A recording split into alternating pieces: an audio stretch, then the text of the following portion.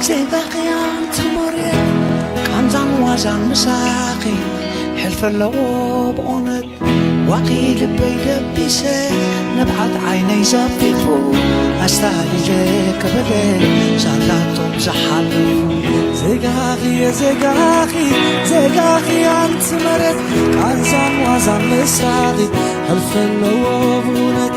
وقيل بيدبسي نبعت عيني زففو أستاهل جيك بدل سالاتهم زحلو كمرا على بحاز أول كمنا باقي أبزباني زنيبو هي وكوينو غنبر بانديراتي أبدر عدك قلوب ليبو رأي اندو خس بخي عتمون دمون كسكيسو مئنتا خسلاقي عبدور كدل كسكيسو انتاي حيزو خلالكي سقا مقا حتن بخر كويكيو زيتتسكا نسخن دايت موطن نخايت مقربني وقالك السداد أبزي ودع مقاي نسخن دايت موطن كاستاتنو بمرت برهان تحكيمو هدرس ماي كتسر نسخس نبار لي أنت حبابي السدرة نزل عالم وعالم سمكي يكون يدرى نسخس نبار لي أنت حبابي السدرة نزل عالم وعالم سمكي يكون يدرى Happy birthday, dear President Isaias Afwerki. Happy birthday, dear Father. You have a special place in our hearts. ሎሚ ዕለተ ልደት ናይ ፕሬዚደንት ሃገር ኤርትራ ስለ ዝኾነ በዚ ኣጋጣሚ ሃፒ በርዝደይ ሚስተር ፕሬዚደንት ኢልና መደብና ክንከፍት ደስ ይብለና። ከመይ ትኾኑ ተኸታተልቲ ናይዚ ቻነል ሎሚ እውን ከም ወትሩ ኣገዳስን እዋናውን ትሕዝቶታት ሒዝናልኩም መፂና ኣለና። ምስ ዓሚቕ ትንተና ንኩሉ ኣርእስታት ድማ እናተንከፍና ክንከይድ ኢና። መበል 80 ዓመቱ ዘብዕል ዘሎ ፕሬዚደንት ሃገር ኤርትራ ሃፒ በርዝደይ ክንብል ንፈቱ በዚ ኣጋጣሚ ብሽምና ብሽም ዝተኸታተልቲ ናይዚ ቻነልን ከምኡ ድማ ዳርጋ 80 ዓመት ኩሉ ዝረኽበ ኣይኮነን። ስለዚ ከምኡ የማስልኩም ንኣሽትኹምን ዓበይትኹምን 80 ዓመት ከም ትረግፁ ይግበርኩም ክንብል ንደሊ። ምክንያቱ ዝያዳ ዕድመ 80 ዝበፅሕ ዕድለኛ ጥራይ ዝረኽበ እዩ። ኩሉ ሰብ ዝረኽበ ኣይኮነን። ምስቲ ኩሉ ሓጎስጎስ ጉዕዞ ታሪክ ናይ ኤርትራ ኣብ ግምት ኢቲኻ ዕድለኛ ጥራይ ዝረኽበ ዕድመ እዩ። ስለዚ ሃፒ በርዝደይ በዓና ከምኡ ድማ ብሽም ተኸታተልትና ከምኡ ድማ ንኩሉ ህዝቢ ኤርትራ ዓመተ ሰላምን ቅሳነትን ራህዋን እፎይታን ክትኮነልና ናይቲ ኩሉ ዝደኸምዎ ድማ ሃገር ትመርሕነት ናይቲ ኩሉ ዝደኽሞ ዘሎ እቲ ኩሉ ግዜ ንምነዮ እፎይታ ቀልጢፉ ክመፀና ካብ ኣምላኽ ንምነየሉ ግዜ እዩ። ስለዚ ናይ ሎሚ ኣርእስትና በዚ ክንከፍቶ ደስ ብለና። መጀመርያ መቲ ካልእ ናይ ዓለም ዜናታት ክንርኢና ኣብ ዙርያና ብዙሕ ዝመላለስ ነገራት ክንርኢ ስለ ዝኾንና መጀመርያ እስከ በዚያ ንጀምር what's going on. Standing firm after a suggestion from the Trump administration that he is softening his tone since his speech in Davos. Since Carney spoke in Davos on Tuesday, his address has been grabbing headlines from the US, the UK, Germany, and beyond. And it's won praise from a number of Canada's allies, including all the way across the Pacific in Australia. Something shifted quietly across the Pacific, and most people missed it. A single announcement out of Sydney signaled that long-standing alliances ኣብዚ እንታይ ንሰማዕ ኣለና መሲልኩም ሓደ ካብዚ ኣብዚ ዜናታት ብብዝሒ ዝመላለስ ዘሎ ኣብዚ እዋን እዚ ኣሜሪካ እንታይ እያ ትደሊ ዘላ ስለምንታይ ኣሜሪካ ምስ መሓዙታ ቀኒ ፀገም ዘጋጥማ ዘሎ እዚ ሕቶ እዚ ንሕና ይኮና ንሓቶ ዘለና ዓና ሓቂ ንምዝራብ ግርም እዩ።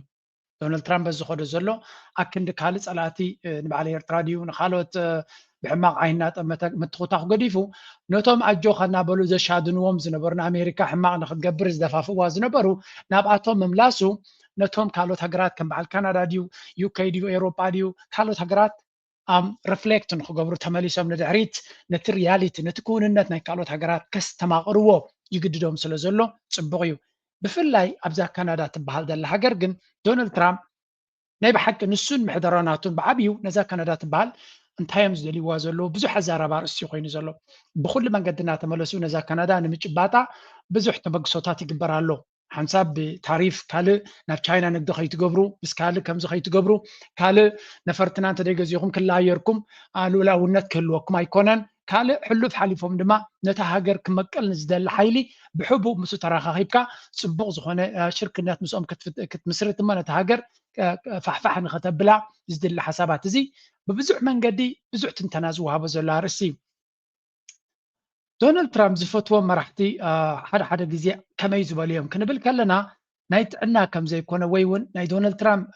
تقدر سنة كتركب كم زخت كون كتكلال لك New corruption allegations against President Trump tonight. A bombshell new report exposes a secret deal between the Trump family and an Abu Dhabi role known as the Spy Sheikh. The Wall Street Journal reporting, quote, 4 days before Donald Trump's inauguration last year, lieutenants to an Abu Dhabi role secretly signed a deal with the Trump family to purchase a 49% stake in their cryptocurrency venture for $500 million. At least $31 million was also slated to flow to entities affiliated with the family of Steve Witkoff, who is a زين سمع زلنا أبكال هاجر انتزغون نيرو نايكال هاجر انتزغون نيرو دحن أبكال كل الكينبل أمنا إيرترا بريزنت انتزغون نيرو دارجا مسألة لهم نيرو زينازي مخنياتو 4 معالتي بريزنت خوينو مستمرة أبتا كورشا سلطان نخمت 4 معالتي أبصرف اللي جزء 500 مليون أبتان السوق بعلو نايسدرو كامباني تا تايمز بلوا ليبرتي فاينانشال زبالا بكريبتون أبكالم بزو إنفستمنت زلوا 500 مليون ويكفرك بليون دولار إنفستيجيرهم نيرهم بحبو إمارات زد ما انتايو بقوانقوانا ينتاشمو كونفليكت اوف انترست هذا ناي منغستي ناي هاجر ناي إمارات منغستي سوفرين فاند مالتيو أبت بريزنت زخون زلو ناتو وشتاوي نبرات كندز جنزب إنفست قبر كله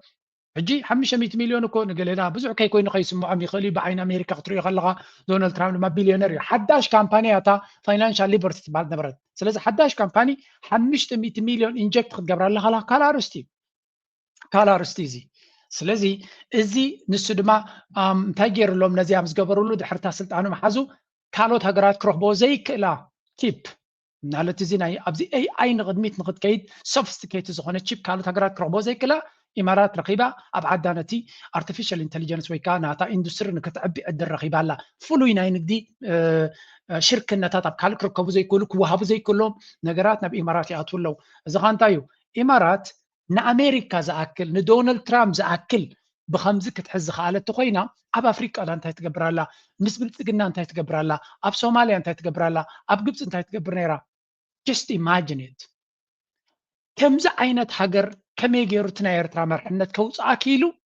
مالسي إمارات كوكتوز يوم زبالهم سي نعوب ولك كلا خو قبرولوس عيفتونن كنبلاي نغلينا سلازي دس حدا كابتي أول سعيد كزارب كل زبلالو إيرترا ليبريتون أتاكا بزح فتناتات أمسيهم يركبوا مالو تبل أقليل ناخذ ريو كم زي بالله معناته نناي أمريكا بريزيدنتن كولاي دسك ناب كوماندر إن تشيف متيوم يوم نزارب زلنا إمبر دحين زي كاب حدا بوتا كاب صلاته ترايدو وصخا خي مسلكم لتس كالو كونفرسيشن كل جزء بخلت من قد كن رياده سبلنانه Questions about a potential conflict of interest. The Wall Street Journal reports that an Abu Dhabi royal secretly purchased a 49% stake, $500 million in the Trump family's cryptocurrency firm. But the White House says the president was not involved in the transaction. Here's ABC's senior White House. حجي كم نريه زلنا بحفشة ولو كبغت عن دونالد ترامب تديها أبواب كامباني ينفسوا قبرخا قبل تزيكوني الزجن عبس الوازل اللي ويو حجي انتهينا نرجع لنا إمارات خدو زلا كايدا شوادانا يجنزب ناتون كن من تاين بوليتيكا ناي عالم ينقساقسون يتأماززو كم زلون الزد ما كبريزيدنت جميركا أبستفلالي بوليسي ميكرز أبستفلالي درجة زلو بزع جنزبونا يكون إنه عن كتري وبكلهم تسقبروا زلوا نعبنا إذا جنزب زح 500 مليون إنفستيجرهم قبا يكونوا يبقى ما بتا كامبانيهم إنفستيجرهم تكامبان دم بركنا طالع على خيدنيرو ما عاد مخصب يوم رخيبهم له ما أسجني متصو أبتا تشجير كلا كابيتال كترابا زي تغل جزية أبتا قد سنتي مراحي ويون تزر دونا بنت نعوك هبون ده رقينهم جبان سلزقانة أبناء يدقوا ويون نيسدرو بيزنس كيدم إنفستيجر ويا أب هوتيل وإنفستيجر ويا أب جله سلزي بقى تاكحتهم زي كل جن نتسبتي ክስምዖ ብዝኽእል መንገዲ ወይ እውን ንሱ ጽቡቕ ጌሩ ከስተውዕለሉ ብዝኽእል መንገዲ ኢንዳይሬክትሊ ገንዘብ ረብሓት ህቦሞ ንሱ ድማ ኣብታ ስልጣን ምስ ከደ ምስ ዝኾነት ሃገር ረብሓ ይገብር ኣለዎ እዚ ሕጂ ቀጥታ ናብ ብልሽውና ክትትርጉሞ ይትኽእል ኢኻ ግን እዚ ድማ ነቲ ናቱ ጽልዋ ነቲ ናቱ ዓቕሚ ነቲ ናቱ ስልጣን ምግዛእ ማለት እዩ ስለዚ ምስ ግዜ ዶናልድ ትራምፕ በዚያ ዓባይ ክስ ክትህልወያ እዚ ጉዳይ እዚ ድማ ብብዙሓት ሃገራት ዝርአ ዘሎ እዩ እዚ ሕጂ ንሪኦ ዘለና ለንቀነ ጥራይ ዝርአ ዘሎ ብዙሕ ነገራት ክንረክብ ፍትን ኢና እዚ ነገራት እዚ ኣብ ቀጠር ዝተገበረ ከሪአኩም እየ ኣብ ካልኦት ሃገራት ዝግበር ዘሎ ኢማራት ክሳዕ ክንደይ ሓያል ሃገር ምዃኑ ንሱ ከምዚ እናገበረ ብከምዚ ዝኣልይዎ መራሕቲ ዝፈቱ እንድሕር ኮይኑ በዓል ካናዳ ዝኣመሰለ ሃገራት ብረብሐን ክኸዳ ዝደልያ እንታይ ፀገም የጋጥመን ከም ዘሎ ምግን to do what he thinks is best for the Canadian people, not his own virtue signaling, because we do have a USMCA negotiation coming up. That was President Trump's Treasury Secretary threatening Prime Minister Carney over US-Canada trade, part of what's become the new normal from the White House. Il y a presque rien normal. There's nearly nothing normal in the US now, and that's the truth. It almost feels like every day we're hearing something. በዚ ሕጂ ንሪኦ ዘለና ንካናዳ ክኸውን ከሎ ከም ገበል ንነፍሲ ወከፍ ምንቅስቃሳት ናቶም የፈራርሆም ኣሎ ንኢማራት ግን እንታይ ኢለኩም ፅንሄ ናብ ቻይና ከይዳ ዲል ትገብር ናብ ራሽያ ከይዳ ምስ ፑቲን ትዘራረብ ትራኸብ ንመራሒ ናይ ካናዳ ኣብ ቻይና ከይዱ ወይ እውን ንመራሒ ናይ ዩኬይ ኣብ ቻይና ከይዱ ናይ ንግዲ ዲል ክገብሩ ከለዉ ዓብ መፈራርህን ሓደጋ ይፅበየኩም ኣሎ ናበለ ታሪፍን ገለ እንደፈራርሆም ናይ ኢማራት መራሒ ግን ናብ ዝደለየ ሃገር ንዳዕ መሰሪዕ ህልቂት ድፍጽም ዘሎ ገንዘብ እናሃበ ከሎ ፋንድ ክገብር ከሎ ክዛረብ ዘይክእል ሃገራት ከም በዓል የመን ሶማልያ ኩለን ፋሕፋሕ ክትውለን ከሎ ዘረባ የለን ናብ ፑቲን ከይዱ ከም ድሌቱ ሽርክነት ይገብር ናብ ቻይና ይኸይድ ናብ ህንዲ ይኸይድ ናብ ፓኪስታን ይኸይድ ንኢማራት ተኮይኑ ኣይዛረብን እዩ ንሃገራት ኤሮፓ ተኮይኖም ግን ዝገበርዎ ምንቅስቃስ ሽግር ንኣብነት ናይ ኤሮፓ መራሒት ንህንዲ ከይዳ ፍሪ ትሬድ ስለ ዝገበረት መዓት ምፍራህ ነይሩ ኢማራት ግን ቅድሚኡ ዓብ ናይ ዲፈንስ ዲል ምስ ህንዲ ክገብር letter of intent ገይሮም ወላ ሓንቲ ይዛረብን እዩ እንታይ ዘርየካ እቲ ኣብ ዘበነ ዶናልድ ትራምፕ ተቐደም ንኤሮፓውያን ከም ድሌቶም ክኸዱ ሸለል ብሎም ነይሮም ሎሚ ተቐይር እዩ ኤሮፓ ከም ኣገዳሲ ረብሓ ዘሎ ወይ እውን ካናዳ ረብሓ ዘይብሉ ቦታ ኮይኑ ይረአ ኣሎ መንዳ እቶም ንዑ ብቐጥታ ንስድሩን ንትካላት ቢዝነሳት ናይ ዓዱን ናይ ቤተሰቡን ናይ ስድሩን ዘርብሑ ዘሎ ወይ ናይ ዕሩኽቱ ዘርብሑ ዘለዉ ቀጠር ይኹን ኢማራት ይኹን ስዑድያ ይኹን ባሕሬን ይኹን እዞም ሃገራት ዓረብ ዞም ኸሊጅ ዝበሃሉ ንዓታቶም ክኾን ከሎ ማሻላ ንኻልኦት ክኾን ከሎ ግን ዕረዩ እስራኤል ተኮይኑውን እስራኤል ደለየ ክገብር ክእል እዩ እዚ ድማ እንታይ ዘርየካ ኣብ አቲናያ ዘለና መድረኽ ኣዝዩ ከቢድ መድረኽ ምዃኑ ሓደ ካብቶም ኣብ ካናዳ ዶናልድ ትራምፕ ዝረኸቦ እንታይ ኢሉ ለንቀነ ስምዑ And how on the face of it, Canadians would view some Canadians outside of the ones that support your cause who are not necessarily unempathetic to the frustrations expressed by people in this province, but who would view the idea of, people here meeting with a government that has, spoken the way it has about this country as a whole as problematic. And see ትሪዎ ዘለኹም እዚ በዓል ቆቢዕ ትሪዎ ዘለኹም ንሱ ካብቶም ናይ ኣልበርታ ዝበሃሉ ክንፀሉ ዝደልዩ ካብታ ካናዳ ንዓታቶም ብቐጥታ ብሕቡእ ተባሂሉ ነይሩ ግን ጅንጋህ ገይሮሞ ምስ ምሕዳር ናይ ዶናልድ ትራምፕ ሲሪየስ ዝኾነ ዝርርብ ከም ዘካየዱን እዚ ድማ ነታ ካናዳ ትኸዶ ዘላ ምስ ቻይና ንግዲ ክትገብር ነፈርቲ ኩናት ናይ ኣሜሪካ መግዛእ ገለ ክትገድፈቶ ኮይና ነታ ሃገር ንምብትታን ክሰርሑ ከም ዝኽእሉ እዚ እንታይ ይብላ ኣሎ ሕጂ ስምዕዎ ክንምንታይ ተስፋ ረኺቡ ከም ዘሎ ካብ ዶናልድ ትራምፕ money to make this I understand that there's a lot of Ontarians and people in Quebec that suffer deeply from Trump derangement syndrome, but we're not doing anything untoward. It's absolutely, from our perspective, we're just conducting due diligence on behalf of our fellow Albertans. We're serious professionals. I mean, I've argued cases at the Supreme Court of Canada, for goodness sake. I mean, we take what we're doing very seriously, and obviously the attitude of the United States towards Alberta independence, which incidentally is overwhelmingly enthusiastic, is something that informs our movement going forward. If the United States said, oh God, we can't tolerate that, flies እንታይ ይብላ ኣለኹም ትሪእዎ ዘለኹም ንፈልጠኩም ኢና እቶም ኦንታሪዮ ትበሃሉ እቲ ኦቶዋ ዝበሃል እቲ ኦንታሪዮ እቲ ምብራቕ ክፋል ናይ ካናዳ ማለት እዩ እቲ መንግስቲ ናይ ካናዳ ድማ ኣብቲ ኦቶዋ ዝበሃል ዘሎ እዩ ኣብኡ ዘለኹም መብዛሕትኡ ግዜ ብዛዕባ ዶናልድ ትራምፕ ኣዝዩ ኣሉታዊ ፅልኢ ስምዒት ከም ዘለኩም ዶናልድ ትራምፕ ከምኡ ዝብል ነቲ ሚድያ ስለዚ ናይ ዶናልድ ትራምፕ ቋንቋ እዩ ዝጥቀም ዘሎ ስለዚ ንስኻትኩም ኣብ ልዕለና ዘለኩም ፅልኢ እውን ፍሉይ ኮይኑ ብግምጣሉ ዶናልድ ትራምፕ ኣብ ልዕልና ዘለዎ ኣወንታዊ ኣጠማምታ ብዛዕባ መጻኢናትና እውን ጽቡቕ ዝኾነ ኣወንታዊ ተሓሳስባ ኣለና ንሕና ድማ ቆልዑ ይኮናን እንታይ የድልየና እንታይ ምርጫታት ኣለና እንታይ ጽልዋታት ኣለና ኩሉ ርኢና ኢና ንኸይድ ዘለና እዩ ዝብል ዘሎ ስለዚ እዚ ክንምንታይ ካብ ዶናልድ ትራምፕ ተስፋ ረኺቡ ከም ዘሎ ነታ ካናዳ ድማ እንታይ ዝመሰለ ሓያል ዝኾነ ፈተና ከም ዘለዋ እንታይ ትርእዩ ኣለኹም ኣብዚ ዶናልድ ትራምፕ ኢማራት ነዚ ዶናልድ ትራምፕ ዝጥቀመሉ ሜንታሊቲ እያ ትጥቀም እንታይ ማለት እዩ እዚ ኣብ ሓንቲ ሃገር መፅያ ነታ ሃገር ነቲ ፖለቲካ ናይቲ ማእከላይ መንግስቲ እንተደይ ተሰማሚዕዋ ኣብታ ሃገር እንታይ ትደሊ ብነፍሱ ገለ ናይ ምንጻል ሕልሚ ዘለዎ ሓይሊ ብነፍሱ ማለት እዩ ንሶም ነጊሮም ዘይኮነስ ባዕሉ ናይ ምንጻል ሕልሚ ዝነበረ ንዑ ወሲዳ ነቲ ትደልዮ ዘለኻ ሓሳብ ናይ ምንጻል ክሕግዘልካየ ገንዘብ ክበካየ ትብሎ እቲ ዕላማ ግን ቁሩብ ትለይ ገንዘብ ሂባ ንግዚኡ እዩ ነቲ ህዝቢ ታሕቲ ዘሎ ጀንዊንሊ ንክንጸል ከም ዝደልያ ትገብሮ ነቲ ብላዕሊ ዘሎ ግን ነቲ ኣጀንዳ ናታ ከም ሰሪሕ ትገብሮ ታገይ ማባያ ዘላ ሕሜቲ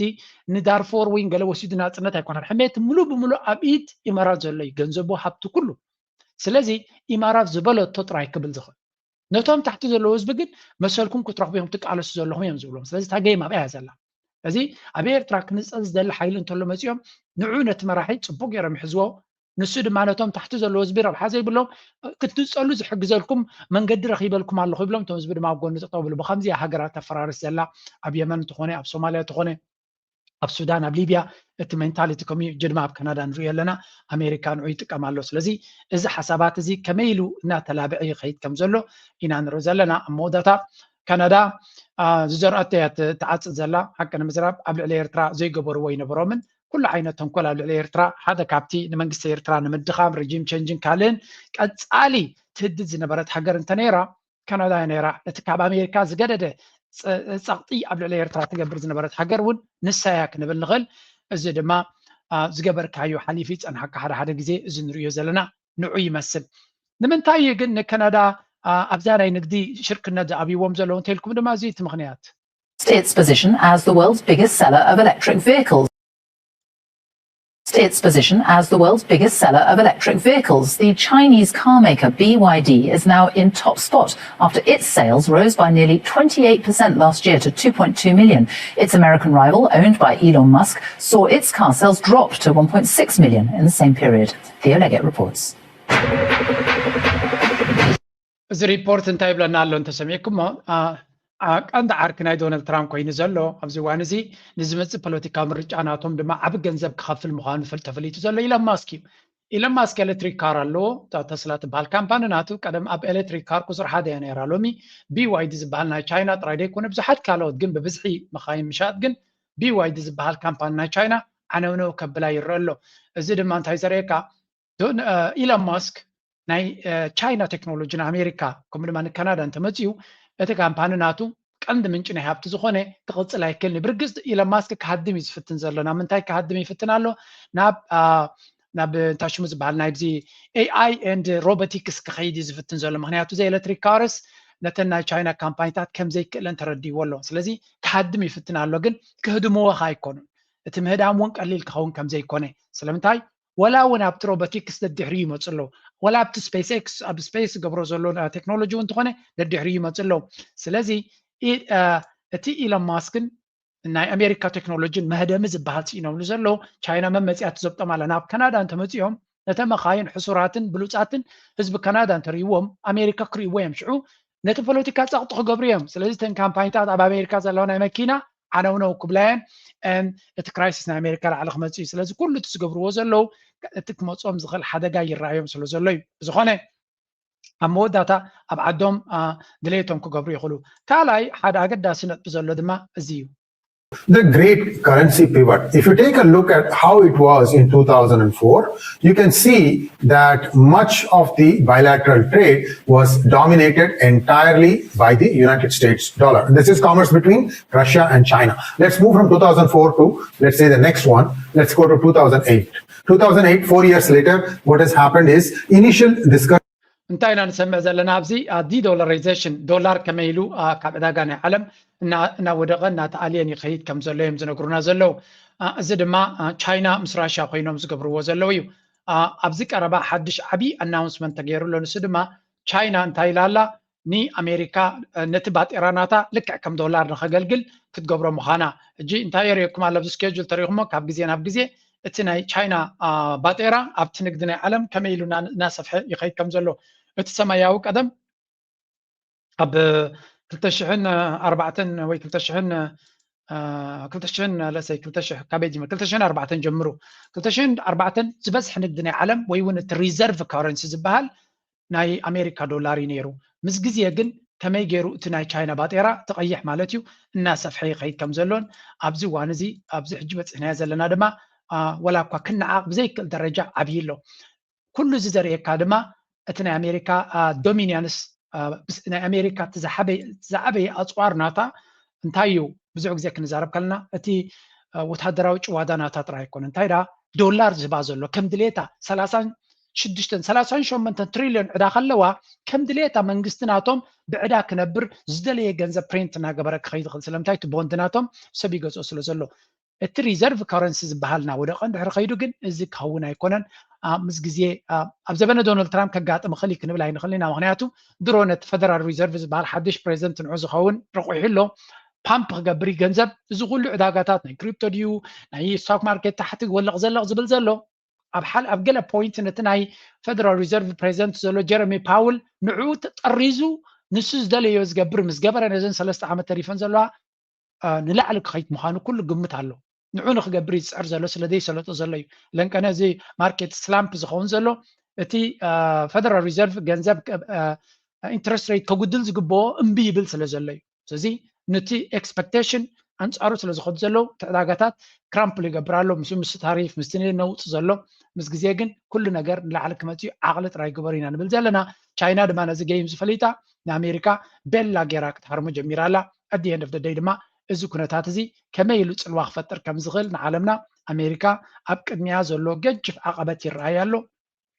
كابز حليفنا كابنا يكون طبعا projectionist نابيت نسجرينا ناب وتهدرا متفنان ناي تكاندي أسجاي زلو أمونغو أمريكان إيران زلو Middle East, a senior Gulf official tells Fox News Saudi Arabia would not allow the U.S. to use its airspace or bases for an attack. The president told me this weekend the U.S. cannot share military plans with Gulf allies while it's negotiating with Iran. For more, let's bring in Fox News senior strategic analyst, General Jack Keane. General, thank you very much for joining us this morning. Really appreciate your time, sir. حجي انتهى يوم زبل زلو أبزي أمريكان إيران كتحرماديا ولا انتهى خد قبر زبل جنا زي تملسين نصور زخون حبريتا زي ترهبو قداين يكوين زلو تقرأج أو حبريتا يوصالو حقرات عرب سعودية قطر كمو ولا إماراتون ناتن كل عيرن مريتن أمريكا كتقاملو أين فكدني نايبلالو أبدقة بوشت دما هذا أكسيوس بحال سعودية ني منيستر مكلخالنا السعودية أمريكا خيدو لابز نبرة كتهرموان تخوينكم ني إيران حج هرموا تصويلكم بأفكم كنهرمين أنا بالكم هاي تصروا منا حج هرموا تداخي ما خلا صبوق غيركم دم هرموا إيلو زبل حبري توصيلو سلازي مرقص نايزن حقرات عرب انتهايو نزبل أستوعبنا كنرلا ناس كسمعوا وانتهاي بلا. Joining us this morning, really appreciate your time, sir. Talk to allies. He said we can't tell them the plan. If I told them the plan, it would be almost as bad as telling you the plan. It could be worse actually. But look, the plan is that Iran is talking to us. بعفشة البلان ناتنا حقرات عرب يخون زخونة ينقرنا منها البلان تتنقيرو زخونة خد قبراي تغلنا خاص لذلك هرم دي أي هرمن استفلت أنا قر يلن نزخونة دماء النقرون الناسو تي strategic ambiguity بلوه دايما دايلكا بلان كزي من قال. And we'll see if we can do something. How likely is it, you think, for Iran to negotiate a nuclear deal that the president is so happy with that he doesn't feel the need to strike? Is that really possible? كالاي دما تسمع عمنقوم زرر بيكايد سلوزل لو كردادو ون يخولي يوم زبل زربالو امتى اللي تدخلون بحق كردادو يخولوا ده نزبل كا كتملسوا له خلا كملس كله زي جنرال. Yeah, well, a couple of comments. First, on the allies. What our allies, our Arab allies, say publicly and what they do privately are two different things. So let's just take what they have said with a grain of salt here, because there are some things they are doing that obviously they're not publicly recognizing. Secondly, there have been 7 other presidents that have dealt with Iran, this regime, since they came to power in 1980. 3 of those 7 presidents, when Americans were killed by the بحفشة انتاي زبل زلو هجرات عرب زقبرون زبلون فلالي خامر آية دلي بدقق هون كله كاليوم زاربو بوشتقن مبزحت جزء مس أمريكا دو كم زبلو يزقل زلو لذي زي مستيرونا يكون هجرات عرب تدقق عمي إني أب إيران زلو مرقتي استحوا وسمخانو كرم سلو زي دلي مبر بوشتي مس أمريكا ما أو كمون مس إسرائيل كم زحبرو زقل حبري تعلو إيران كانت هاي لبز عباز قدايزي بزي حمود Force is still positioned in the Middle East as a tense standoff between Iran and the United States continues. Iran's Supreme Leader Ayatollah Ali Khamenei says an attack by Washington would lead to a regional war. He says Iranians should not be afraid of Donald Trump's threats. In the past, Americans repeatedly made threats in their statements saying that all options are on the table and all options include the option of war. Now, this انتاي زبل زلو بوغن إيران كراخلو زي كوينات زي بزي قال العالم عبو كوينات كخونيو زوباو كوينات كخون كم زغل ريجينال وور يكخون زي مالتاي مالتيو زغوني يقولنا عنا نتحرمكم ناتكم علاماتات أبتو زوبا كنهرمينا سلزي ولا بغطا نتن هاجرات كنهرمينا تدي بله ريجينال وور مالت أب إيران ترايت واقو كوينات كخونا يكونن أب بزع كالبوتاتات كخيد زغل مخانو كوينات ينقر له من البات إيران بين أن تخينا نزو كنتات زي نزو خل زي متأزلو تخلو دي عند حريلكا حنت تسفات هبو من البات نتلا كمان زي كونه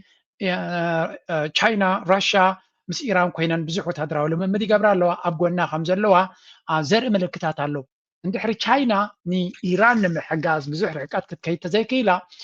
أب سيكيوريتي درجة مس تشاينا مسرح بعالخا أب قد قودنا أمريكا ويون أب عين أمريكا كتأتو مدلايت راي زنتايكم لكم ليه مس تشاينا شركتنا وتهدراو كتقبر مجمار نبعال خان أمريكا كزبت أكام عدامي يكون because تشاينا كتكلا على الكاي تغلنيا مس تشاينا ناي سكيورتي يدو لكم ناي كتبا يبللو ناي كتبا كل ركبالو كل أمريكا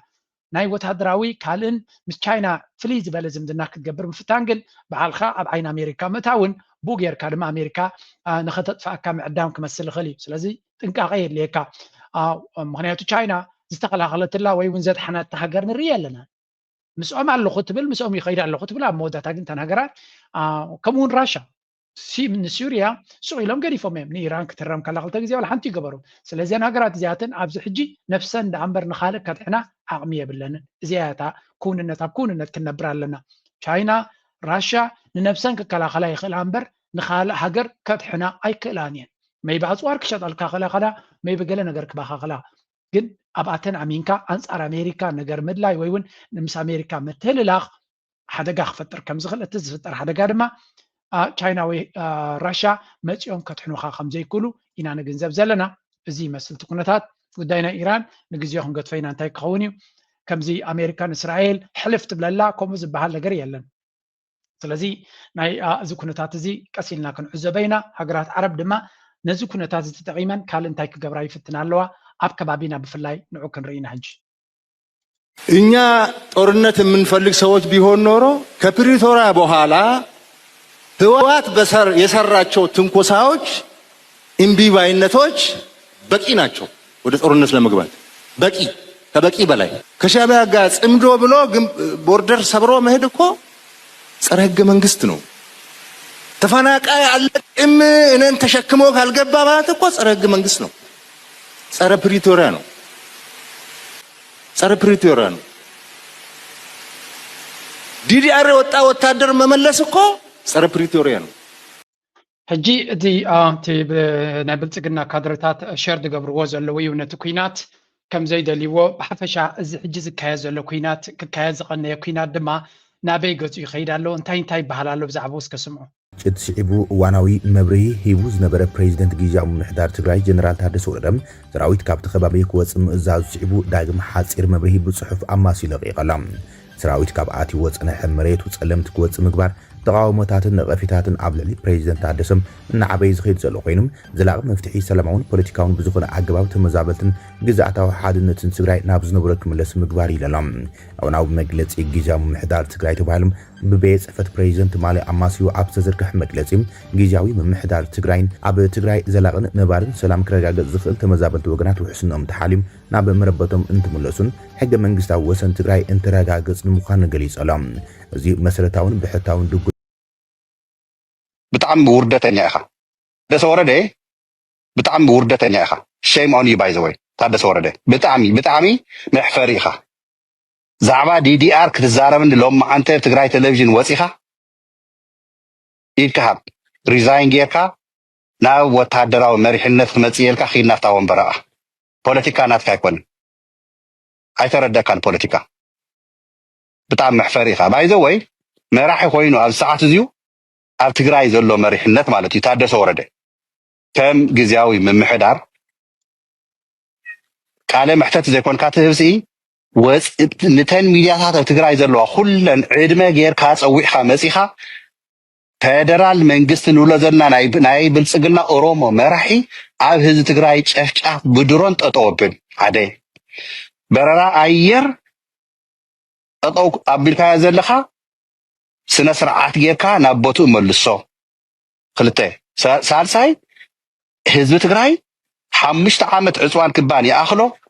بانكتات هي تطوبي كذا لها قرشي مجزء قرشو كم دستو كم حزولو خو جيجاوي من محدار تجراي بتبكي حكون نمكبارن بحفشة تحدث ورده من البات أبزح بوليتيكا تجراي بزح متهاوي يدلنيو كم أكايدا مالتيو برا أول سعيد كنا غير ومنيريو أول سعيد تحدث ورده تلو خوزلو وسب مخانون تلو خوناتو دما نتقراي كل جزء عبد الرحمن نقدر مين إيشو فوكس كتجبر كم زي تخل الناس أوت كايا ويون كابت مين أجندة أنا على خايا كتكيد هلكا زبل زرباي بحفشة اتزربانا تو أنا قسم أصلا هي زت حز زرباي نبرون ساعات فرقان قال زغول قال لك هاو قرص إلى قال سمعس أتحطه عزيز بقحته هتت ملسجن ساكت ولا حنتي بقى صغير كا سنسواي تاريخ قال مله سلازي أبزو وانزي تكونتات ناي تقراي أنكلاري تلوه إذا كم زي لنا هلوه يتي هو حد تقالات يفون مستي ناي هو حد ناي بني خاطب له تاشم ساوعيتون تقبيل له ناي أفريكان يونيون كول قلتي فيه تقبيله لما تقبارون تاي كجبريو نابيك خيديو كالا رسقينو جنتي أفريكان يونيون زجبرو توجسي تطوق بالكمزلون مرداء كجبر كمزلون اسكاليشن تطوق بالكمزلون زجلس حبريتا ذهبه تقبيلنا هنا بمبال نابتي نيغوسيشنز كقرب كمزدلي جليسيتي هو حتى اوريدي سلازي اتكوينات يكون تكال انتايتي نجر it's not clear for me حساب حجين الصوره يكون ناي To the Eastern nation, your trusted source for Just as many believed the guns had fallen permanently silent in northern Ethiopia, a new signal has emerged from Tigray, not from the battlefield, but from a signed and stamped letter. After weeks of silence amid renewed tensions, TPLF chairman Debretsion Gebremichael has spoken publicly for the first time, sending a formal message to the African Union that carries weight far beyond words. The letter does not announce war. It announces readiness for dialogue, readiness for African Union mediation, and readiness to return to the table under the Pretoria Peace Framework. But it comes at a moment when reports of fresh drone strikes and rising anxiety inside Tigray threaten to undo the fragile calm established after the devastating conflict that ended 3 years ago. Debretsion Gebremichael, chairman of the Tigray حجي تي نكاب دكتور دبرتين استبقس صحف انديو ازي كوينات ناي تسلمت زبحال زنبري انتاي كجبري تجمير what was the goal انتاي نيرو علامة دراما نيرو زبلو سبات اللو تواسوي نيرو نستفل عليه حيلتات بعلاتهم نستفل عليه علامات زقبور ويبلو بوغنا محرا نتمريت نتقراي نمركاب زقبورو ينيرو فدرال يوم زبلو بتقال لما هو حاتون قال كابتن سبيكوليز زقبرو هو حاتون أفراريهو نتي حبرة أفريقيا يكون كالوت ستيك هولدرز ويون غارانتورس أتكبرتي ويون أفتس أمتي نايتي وعل بريتوريا نزخونو نتي نجار ترسيعو ما بكالا أجندا خيكودو سيريس لنخري ومو أبت أولا نخمسو ونتقو داي تغطن مفتار زقبورو يتقاي زبلو سبات هلو but we will never know بس كزي يكره مغنياتو بعلامة وتحدراو سلتدي زقبر زلو ويس there is a strategy وتحدراو مقصقاس ناي درونات ناي قلن سلزرعيو فريهم ديم زلقو زلو ويس وانو سلزي كونه نمنتايت مجمريا بتألم ستجميرو نابالا متايو قناب كالستا قبرا مقصقاسات تايمينግ ናቱ ሕጂ ስለዝበልፅ ድዩ ወይስ ብዙሕ ነገራት ኣሎ ትሕቶ ወላውን ብብልፅግና ዝኾነ ይኹን ዛዕባ ዝዘረባ ዝብጀካቲ ብካድረታቶ ዘይኮኑ ብሜይን ስትሪም ሚድያ ናቱ ከምቲ ዝድላይ ተዛረበሉን ምናልባት ኣብዚ ዕለት 3 ወርሒ 2 እቲ ፕራይም ሚኒስተር ኣብ ፓርላማ መፅኡ ክዛረብ ኢሎም ኣለዉ ንሱ ክጅምረሎም ስለ ዝደሊ ልክዕ ከም ዶናልድ ትራምፕ ነቲ ዘረባ ቅድም ንሱ ክኸፍቶ ስለ ዘለዎ ዲስቕ ተባሂሉ ዘሎ ውልሲ ሕብረት ኣፍሪካ ነቲ ኩነታት ክሽምግል ብዝለዓለ ደረጃ ክዋሳእ ኢሉ ዩሮፒያን ዩኒየን እውን ነቲ ነገር እቲ ክዋሳእ ክእል ኢሎም ኣለዉ ከም ትሪእዎ ዘለኹም እቲ ህወሓት ድማ ነቲ ተዋሂብዎ ዘሎ ዕድል ተጠቒሙ ሕራይ በሉ ግበሩ ይብል ኣሎ እቲ ኩነታት ማለት እዩ ናይ ብሓቂ ብኔጎሲዬሽንስ ነቲ ጉዳይ ክፈትሕዎ እዮም ኣብዪ ኣሕመድ ከንዑ ድልውነት ኣለዎ ካልኣርስቲ እዩ ብዙሓት ከም ዝብልዎ ዘሎ ብልፅግና ስቲል ሓሳብ ናቱ ናይ ኩናት ናብ ኤርትራ ምዃኑ ይነግሩ እዚ ህወሓት ገይርዎ ዘሎ ብዝኾነ ይኹን መንገዲ ክደቃቀሰሉ ዝኽእል መንገዲ እንተሎ እዩ ዝሓስብ ዘሎ ምክንያቱ ዘላቶ ሓይሊ ናብ ኤርትራ ክጥቀመሉ ከም ዝደሊ እዩ ዝንገር ምናልባት እቲ ዘረባ ናቱ ዋላ እኳ ኩናት ወዲ ኩናት ኣይትበል እንተበልዎ ብዝተፈላለየ መንገዲ ዝዛረብዎ ዘለዎ እንተሪኢኻ ንኩናት ዝዕድም ዘረባ ካብ ምዝራብ ዓዲ ይወዓሉን ኣለዉ በየዋህነት በተላላ በአጭር ጊዜ ድል አሳልፋ አትሰጥም የተሰጠ ካለም ማወራረዷን አትተውም። ጠላቶቻችንን በሚመለከት ግን የኢትዮጵያን ክብር፣ የኢትዮጵያን አንድነት፣ የኢትዮጵያን ብሔራዊ ጥቅም ከም ትሪእዎ ዘለኹም እቶም ካድረታት ናቱ ኣገይን ኣገይን እዚ ዘረባ እዚ ብስቲ ናይ ባሕሪ ኣጀንዳታት ገይሮም እዮም ሼር ዝገብርዎ ዘለዉ ስለዚ ኣብዪ ኣሕመድ ብዛዕባ ኤርትራ እኮ ገለገለ ፅሕፊ ኣብዪ ኣሕመድ እኮ ካብቲ ኩነታት እኮ ኣዝሊቑ እዩ ዘሎ እኮ ኣብቲ ላዕለዋይ ደረጃ እኮ ብዛዕባ ኣፍ ደገ ባሕሪ ኣይከዱን እዮም ዲስ ፒፕል ቀዳይ ነገር ኣብዪ ኣሕመድ ተዛሪባ ዓብዪ ፖለቲካዊ መልእኽቲ ኢኻ ትጥቀመሉ እምበር ንኣብዪ ኣሕመድ ዝሰምዕ የለን ዝያዳ ሰብ ዝሰምዖም እቶም ፕሮፓጋንዲስትስ ናቱ ካድረታት ናቱ እዮም ኣብ መንጎ ናይ ሻዕብያ ናይ ብልፅግና ናይ ሚድያ ፕሮፓጋንዳ ወይ ዩቱበርስን ቲክቶከራትን ኣብ መንጎ ናይ ኤርትራን ዓብ ፍልልይ ዘሎ ከምዚ ዝመስሎም ኣሎ ኣነ ክሪኦ ከለኹ እዚ ናተይ ሚድያ ቀሊል ሚድያ ኣይኮነን ንእሽተይ ኣይኮነን ግን ኣነ ዝኾነ ይኹን ካብ ኤርትራ ዝመፀኒ መልእኽቲ የለን ኣነ ዝቦ ኮምፕሊትሊ 100% ናተይ ርእቶ እዩ መንግስቲ ኤርትራ ወይ እውን ምክልኻል ናይ ኤርትራ ወይ እውን ገለ ናይ ኤርትራ እዚ ኣባበል ገለ ዝብለኒ ሰብ የለን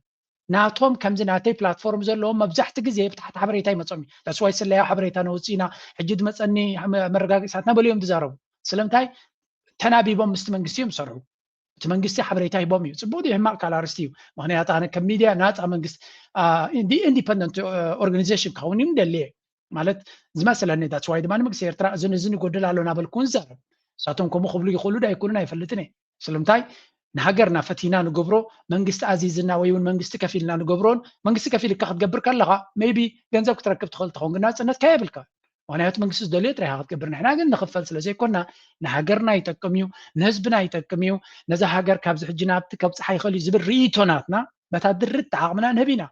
እዚ ማለት እንታይ ማለት እዩ መንግስቲ ኤርትራ ኤግዛክትሊ ከምቲ ንሕና ንብሎ ከይገብር ይኽእል እዩ ምክንያቱ መንግስቲ ናቱ ኣካይዳ ስለ ዘለዎ ብካልእ መንገዲ ድማ መንግስቲ ዝብሎ ጥራይ ንብል ኢና ወይ እውን መንግስቲ ዝበና ጥራይ ስለዘይንዛረብ ድኽመታት ኣሎ እቲ መንግስቲ ዝደልዮ ኤግዛክትሊ ከይንገልፆ ንኽእል ኢና ስለዘይንፈልጦ ብናቶም ክኸውን ከሎቶም ካድረታት ናቶም ግን ከም ናትና ከማኹም ከማኹም ዩቱበርስ እዩ ኣይትበሉ ንሳቶም ፍሉይ ዝበል እዮም ፍሉይ ሰሚናራ ዝካየደሎም ሓበሬታ ዝወሃቦም ስለያ ናቶም ብኡ ገይሩ ፕሮፓጋንዳ ክሰርሕ ኣወል ነጊርኩም እዚ ኣወል ነጊሩ ነዚ ጉዳይ ፅቡቅ ገይሩ ኣብቲ ናቱ ፕሮስ ነጊርዎ እዩ ግን ንምንታይ እቲ ናይ ስለያዎም ርብብ ናቶም ኒሳድን ወላ ኒስ ትብልዎ እቲ ብርድዋን ሁሴን ዝምራሕ ፓምፕ ከም ዝገብረሎምን ብኣይን ብገለን ተሰኒዮም ነዚ ጉዳይ እዚ ንኤርትራ ንምድምሳስ ዝኸድዎ እዩ ስለዚ ተራ ኣክቲቪስትስ እዮም ኢልና ከይንንዕቆም ንኣብነት እዚ ስምዑ ሕጂ በኃይል በጦርነት ልክ ትራምፕ ሄዶ የቬንዙዌላን ፕሬዚደንት አፍኖ ይዞ አሜሪካ እንዳስገባ ኢሳያስን ሂዶ አምጥቶ እዚህ ማሰር እና አገሩን ነፃ ማውጣት ነው እልሃለሁ። እዚ ከም ትሪእዎ ዘለኹም ኣነ እኳ ኣብዚ ሃገር እዚኣ መራሕቲ ሃይማኖት ዘለኒ ኣኽብሮት ካብ መዓልቲ ናብ መዓልቲ እንዲ ዝወድል ዘሎ ምክንያቱ ናይ ብሓቂ ፖለቲካል ኢንፍሊክትድ እዮም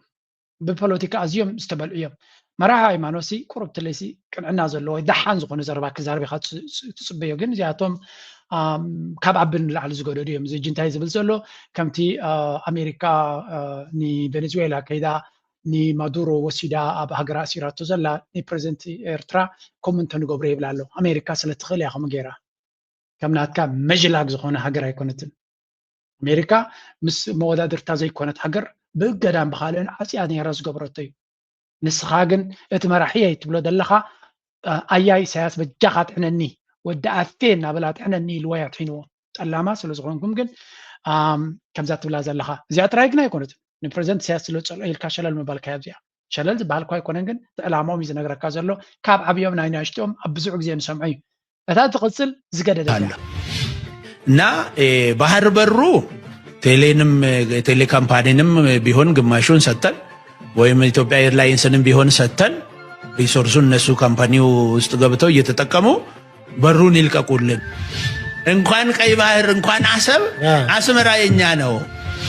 ስለዚህ አስመራ የሚለው ቃል ኦሮምኛ ነው የኦሮምኛ ቃል ነው ግን እነሱ ስለ ስም ስለ ትርጉም ስለሌለው በትግርኛ ምን አደረጉ መሰል በትግርኛ የለውም ትርጉም የለውም ህንድ አሁን ኢትዮጵያን እንዳሉ ታውቃለህ ኢትዮጵያን ግዛት አለ ህንድ ውስጥ ኢትዮጵያን ብቻ እኛን የሚመስሉ ነዚኦም እንታይ ትብሎም ሕጂ حق نمزراب ناي بحق تعقستي كد يدليكا مهنياتو كتصرفي قددكاي تصرفي فتوني انا جن نزي كتريو خلقا نفس خاز قددكا نغرات اللو جن نفسك اتكن قبرينا سلمتاي دلودد ويكا ابو تتاز نبر ندحر خوينو نهو تتاد ما معلتاوي مديتيت نعود دقاقم تخوينو حنت حصوت عصرتك زي دقاقموا حقو خينا يكسمعكم تقول and this is exactly انتاينا نرزلنا سلازي اب تاريخنا يكون اب بوليتيكانا يكون اب لولاوي جزاتاوي مريتنا بحرنا نزلوهم اب الحزبنا زلوهم اشكعلال درت يبلون حنتي انترفيو جين تايب نيرو عصب زي كونس اسمراون ناتنا يبل صنيو بتحدد ما اب ايثيوبيان ايرلاينز دي ولا قال هبناسي عصب يهابونا افتك بحر يهابونا زبل زرباينا نرزلنا again نزياتو بنخملس كتملسلهم زفافا كار جلس كبلو لي قال فليز بلغالات تلكم كباي انا نباهم حليفه يلهو نباهم قديفه يلهو ابزيا حنت زربالا انا يلوم زبل واي كونتن كن اقداسي سلازخنت You point that ethnicity is a factor of life, not just in Ethiopia, but is something that is growing even globally. Because now, really what is happening among the right-leaning parties, yes, you might become a citizen on all that, but ethnicity is an important factor and more recognized even in the West. And I find that interesting. And even the backlash in the West as well. That is a slight بزعبا عليت النتي زارب زلوزي أبيروبا أمريكا كما بنتوسيت كا قدم زيجنتنا أمريكا مسوسات كأمريكا نخاطب بحال ولا تنير ومي مهنياتو أمريكا بينها يتقاملانيم African American, Asian American, and I don't know كمنا بالكا Indian American I don't know كله كم قصلات اللوي كله جزء ethnicity اللوم يسب أبكارو ثقراتهم كم Eritrean American Eritrean Swiss يخاطب بحالنبر سويس أو ترايت بحال هذا ولو كعبت ويفتنو تنبرو تي على تاونت ويونتي ما بقول سي تقامليهم هججن تي مسناي دونالد ترامب ممتع أزيو على تاوزو خنا بوليتيكا يقبرالو نتوم سوماليان أمريكاويان كم توم أمريكاويان أي وز دي بدمرعي قبل نتغيرهم زي قلنا منتيلان سوماليا خصقوم يزبل زل دونالد ترامب نزا زربا أكابا ناب إيرترا كترجموا كفتنو خلو سمعج. But in terms of the Addis Ababa-based interest groups scale, because on the face of it, the belief that everything has to be central seems to be suicidal. I told you before we started recording, the attempt by the what was his name, the Eritrean high-ranking official Aman Amdom, that because the Eritreans had by then started the armed struggle, he was trying to meet them halfway so that armed struggle could be avoided, so that Eritreans could be reintegrated into Ethiopia by making some concessions, by giving them a degree of self-autonomy and all that. But he was bitterly opposed by these Addis Ababa-based groups. And the result is that Eritrea became independent, which is something that they regret, these Addis Ababa-based interest groups. Even እንታይ ዝብል ዘሎ ኣብ ዘበነ ታሪክ ነቲ ታሪክ ናይ ኤርትራ ብዝደለይዎ እንዲኦም ክሓዋውስዎ ዝፍትኑ ወይ እውን ክተራጉምዎ ዝፍትኑ ኣብ ዘበነ ሃይለ ስላሴ ወይ እውን ሃይለ ስላሴ ኣብ ዝወጥቀሉ ዝነበረ ወላ እውን ኣብ ግዜ ሃይለ ስላሴ ጀነራል ኣማን ዓንዶም ኤርትራዊ ዓብይ ጀነራል ዝነበረ ኣብቲ እዋንቲ ከምኡ እውን ካልኦት ኢሊት ናይ ኤርትራ ዝነበሩ ምስ ሃይለ ስላሴ ዝሰርሑ ዝነበሩ ብዙሓት እንታይ ይደልዩ ነይሮም እዮም ዝብሉ ኤርትራውያን እቶም ሃይለ ስላሴ ዝሰርሑ እየ ዘለኩም ዘሎ እዚኦም እቶም አንድነት ዝነበሩ እዮም እቶም አንድነት ዝነበሩ እምበር ቲፒካል ኤርትራዊ ወይ እውን ዝበዝሐ ኤርትራዊ ምስ ኢትዮጵያ ፌደሬሽን ክኸውን ይደሊ ፌደሬትድ ክኸውን ድሌቱ ኣይነበረን ስለምንታይ ህዝቢ ኤርትራ ካብ ኢትዮጵያ ዝተፈለየ ታሪክ እዩ ዘለዎ ዝበዝሐ ሰብ ኣብ ኤርትራ ኣብ ታሪክ ከድኩም ተሪኹም ብዙሓት ወላ መጽሓፍና ያለም ሰገዱን ህያው አቡን ብዙሕ ጭብጥታት ኣለኩም ኢትዮጵያ ካብ ኢትዮጵያ ዝመጽእ ዘሎ ሽፍትነትን ስርቅን ዳኣምበር ካብ ኢትዮጵያ ጽቡቕ ረኺቦም ኣይፈልጡን እዮም ስለዚ ንኢትዮጵያ ከም ሓንቲ ጸላኢት ካብዚ ኢትዮጵያ ጥቃና ዘሎ ካብዚ ኢትዮጵያ እኳ ዝበሃል የለን ካብዚ አቢሲኒያን ገለን ዝመፁ ሸፋቱ እንትርፈክ ዞምቱና ካብ ጣልያን ዝመፀ ካብ ግብፂ ዝመፀ ካብ ቱርክ ዝመፀ ይሕሸና ዝብሉ ነይሮም ሰባት ኣብ ኤርትራ ማለት ኣብዚ ናይሎም ኤርትራ ስለዚ ብቀደም ኣይደልዩኹም እዮም ነይሮም አሚን ስትሬት ፎርወርድ ኢና እንደልዮም ዘለና ኤርትራ ኣይትደልዮም ነይሮም እንታይም ክወልዱ ዝደልዩ ዘለዉ ሰም ሰባት ሕጂ እሱ ንግደፎ አማን ዓንዶም ምሳሌ ስላሴ ስለሰርሕ ስለዝነበረ ንኤርትራውያን መሰረሰ ውሳኔ ወይ ሃገር አይኹን ግን ኤርትራውያን አውቶኖሚ ክዋሃቦም ኣሎ ኤርትራ ከም ኤርትራውያን ክኾኑ ስለዝደልዩ ነዚ ነገር እዚ ክንዓብሱ ኣይንፈትን ቁርብት ላይ ንቀበለሎም ዚ ዓይነቱ ብኸሙ ክእምኖ ይፍትን ነይሩ ነቲ ሃይለ ስላሴን ስርዓቱን እንተኾነ እቲ ናይ አዲስ አበባ ኢሊት ይብላ ኣሎ ነቲ ኤርትራውነት ስለዘይኣምነሉ ወይ ንኤርትራ ነፍሱ ከመሓደር ዝኽእል ኢሉ ስለዘይኣምን ኣብዛ ቪድዮ ከመ እዮም ዝብሉ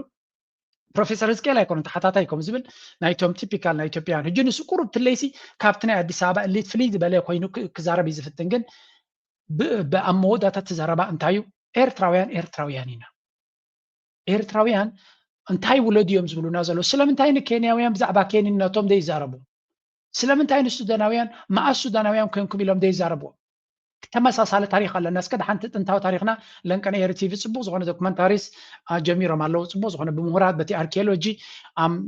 ገለ ካብቲ ድህሰሳት ዝብልዎ ዘለዎ ኣብ ከባቢ ቅድሚ 500-600 ቅድሚ ልደተ ክርስቶስ ኣብ ከባቢ ስመራ 200-300 ኣብ ከባቢ ስመራ እውን ጥንታዊ ነገር ነይሩ ቅድሚኡ 1200 እውን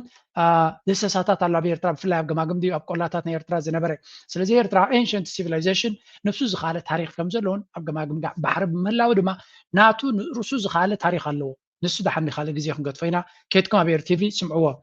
ዝያዳ ግን ኣብዚ እንታይ ክንርዳእ ደልየ ኣለኹ ነቲ ኤርትራውነትና ንምፍታን ሓያል ዝኾነ ፈተና እንዲ ዘሎ ካብቲ ጎረቤት ሃገር ነዚ ድማ ኣስተውዒልና ክንሪኦ ኣለና ኤርትራውነትና ድማ መጠን ዝፈተንዎ መጠኑ ክሕይል ከም ዘለዎ እዩ ሕጂ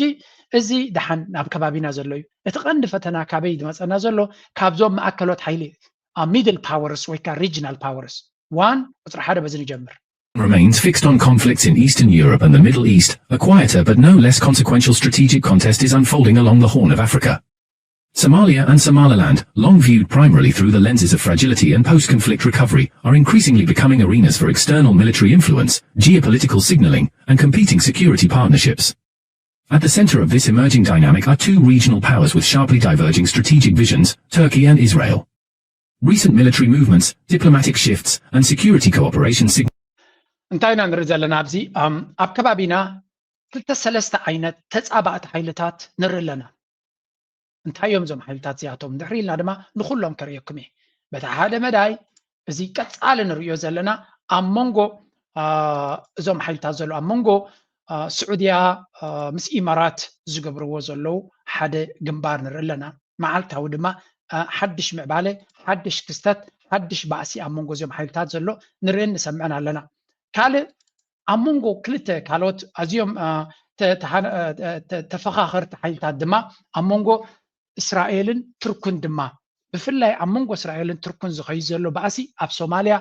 ብዙሕ ፅልዋ ክፈጥርን ኣብ ቀርኒ ኣፍሪካ ድማ ብዓብዩ ኣብ ብዙሕ ቦታታት ክረአ ዝኽእል ምዃኑ እዩ ዝንገር ዘሎ ስለዚ እስራኤል ናብ ሶማሊላንድ ዝመፀትሉ ምክንያት ሓደ ካብቲ ቱርኪ ኣብ ሶማልያ ዘለዋ ፅልዋ እናዓበየ ይኸይድ ስለ ዘሎን ንነዊሕ ክጠማመቱ ዝፀንሑ ሓይልታት ምዃኖምን እዚ ኩነታት እዚ ኣብቲ ከባቢ ናይ ሜዲተራንያን ዝቕፅል ዝነበረ ባእሲ ሕጂ ናብ ቀርኒ ኣፍሪካ መፅኡ ኣሎ ስለዚ እቲ ላይክ ፐርፌክት ሚክስ ኦፍ ስቶርሚ ዝመፀና ዘሎ ሓደ ብኩሉ መንገዲ ዝተቐናበረ ህቦብላ ኣዝዩ 50 እዚ ብርቱዕ ናይ ምድረ በዳታት ወይ ኣብ ሳዋ ንእሽተይ ክፋል ንርኢ ነርና በዓል ሱዳን ድማ ከምኡ ዓበይቲ ከምሲናት ኣሎ ከምኡ እዚ ከባቢና ዝመፅእ ዘሎ ምክንያቱ እዚ ንሪኦ ዘለና ኩነታት ተራ ናይ ሓይልታት ምትእልላይ ጥራይ ዘይኮነስ ዕምቆት ዘለዎ ናይ ረብሓ ከምኡ ድማ እቲ ኣብ መንጎም ዘሎ ጎነፅ ኣብ ከባቢና ክረአይ ዝፍተን ዘሎ ስለዚ እዚ ብልፅግና ዝግበረሉ ዘሎ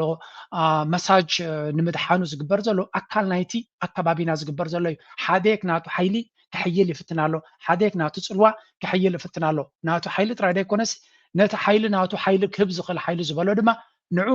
ክሕይል ይፍትን ኣሎ ስለዚ ኣላያንስስ እናሰፈዩ ይኸዱ ኣለዉ ናይ ሽም ኣላያንስስ ወይ ከዓ ሽርክነታት ዘይኮኑ ድማ ናይ ብሓቂ ደማዊ ክኸውን ዝኽእል ሽርክነት ንምሕያል ዝኽየድ ዘሎ እዩ ሓንቲ ስቶሪ ነዚያ ከተብርሃልኩም ትኽእል እዚያ ስምዕዋ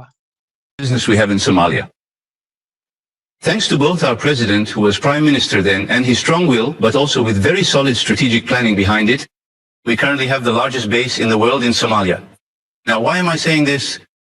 Why did we prevent the division of Somaliland in 2012? Look, let these be etched in your minds as an anecdote. As we head toward a third world war, statesmen and intellectuals living in a critical country like Turkey must take the world map and memorize it. They must memorize it. They'll count the straits one by one, the mountains one by one, the gulfs one by one. They'll know who is making what move and where. Why was it that back then our president, as prime minister, had surgery and couldn't go to England? Look where the story begins. And when England saw our activity in Somalia, they said, let's hold a summit together. እዚ ሓደ ዓብይ ፖለቲከኛ ናይ ቱርክ ዝነበረ እዩ እንታይ ዝብል ዘሎ መሲልኩም ኣብዚ ሕጂ ዘለናዮ መድረኽ ብሕፅር ዝበለ እዩ ዝነግር ኣብዚ ሕጂ ዘለናዮ መድረኽ ፖለቲከኛ ኮይኑ ክመፅእ ዝኽእል ከም በዓል ሃገራት ከም በዓል ቱርክ ዝኣመሰሉ እዩ ዝብል ግን ካብ ቱርክ ንላዕሊ ከም ኤርትራ ዝኣመሰል ሃገር መራሒ ናይ ሃገር ክኸውን ዝኽእል ንካርታ ናይ ዓለም ወይ እውን ካርታታት ናይ ዞባና ወይ እውን ነቲ ዓበይቲ ካርታታት ከም ከብዲ ኢዱ ክበልዖ ዝኽእል ኣለዋ ሚን እዚ ሕጂ ብዛዕባ ናይ ቱርክ መራሕቲ ይዛረብ ዘሎ ብዛዕባ ፕሬዚደንት ኢሳያስ ኣይፈልጥን እየ ፕሬዚደንት ኢሳያስ ኣብ ጂኦፖለቲክስ ናይ ብሓቂ ማስተር ማይንድ እዩ እዚ ብዙሕ ምግናን ዘድልዮ ኣይኮነን ግን ብሓፈሻ ኣብ ጂኦፖለቲክስ ኣብዚ ሕጂ ንኣትዎ ዘለና መድረኽ ናይ ብሓቂ ንኩሉ ኣካይዳ ናይ ዓለም ከገናዝብ ዘይክእል መራሒ ከንብረካ ኣይክእልን እዩ ምክንያቱ ቅድሚ 6-7 ዓመት ዋላ ስትቢት ኩን ኣብ ጂኦፖለቲክስ ንሃገርካ ጥራይ ለሚንካ ለማሚንካ ገለ ብቁጠባት ሓንተር ኮይንካ ክትነብር ትኽእል ኢኻ ሕጂ ግን ኣርሒቕካ ክጥም እንተዘይክልካ ነገራት ብኸመይ ይተኣሳሰሩ እንተዘይፈሊጥካ እቲ ትገብሮ ዘለካ ረብሓ ኣብ ሓፂር ግዜ ክሕነቕ ዝኽእል ምዃኑ ክንፈልጥ ኣለና ይብላ ኣሎ ሕጂ እታ ዘረባ ንምንታይ ኢሉ ኣብ 2012 ዘጋጠመ ታሪክ እዩ ኣብ ዩኬይ ብዛዕባ እዚ ናይ ዞባና At the evening meeting, the British Foreign Secretary lobbied African and European ambassadors for the recognition of Somaliland as a state. The moment I walked in, that lobbying effort had almost succeeded. That's what they were discussing. I said, what are you trying to do? To the British Foreign Secretary, William Hague. William, what are you trying to do? I said, we are bringing stability to Somalia. You are trying to divide it. He turned and said, look, Ahmed, this Somaliland has a state. It has security, a parliament, and a military. There is no terrorism at all. They deserve to be a state. He said, do you know what I said, Mr. Muharrem? The people there were frozen in shock. I said, you speak so well. It seems you'll recognize the Turkish Republic of Northern Cyprus tomorrow morning. I said, it has a state, its own currency, security, and a parliament.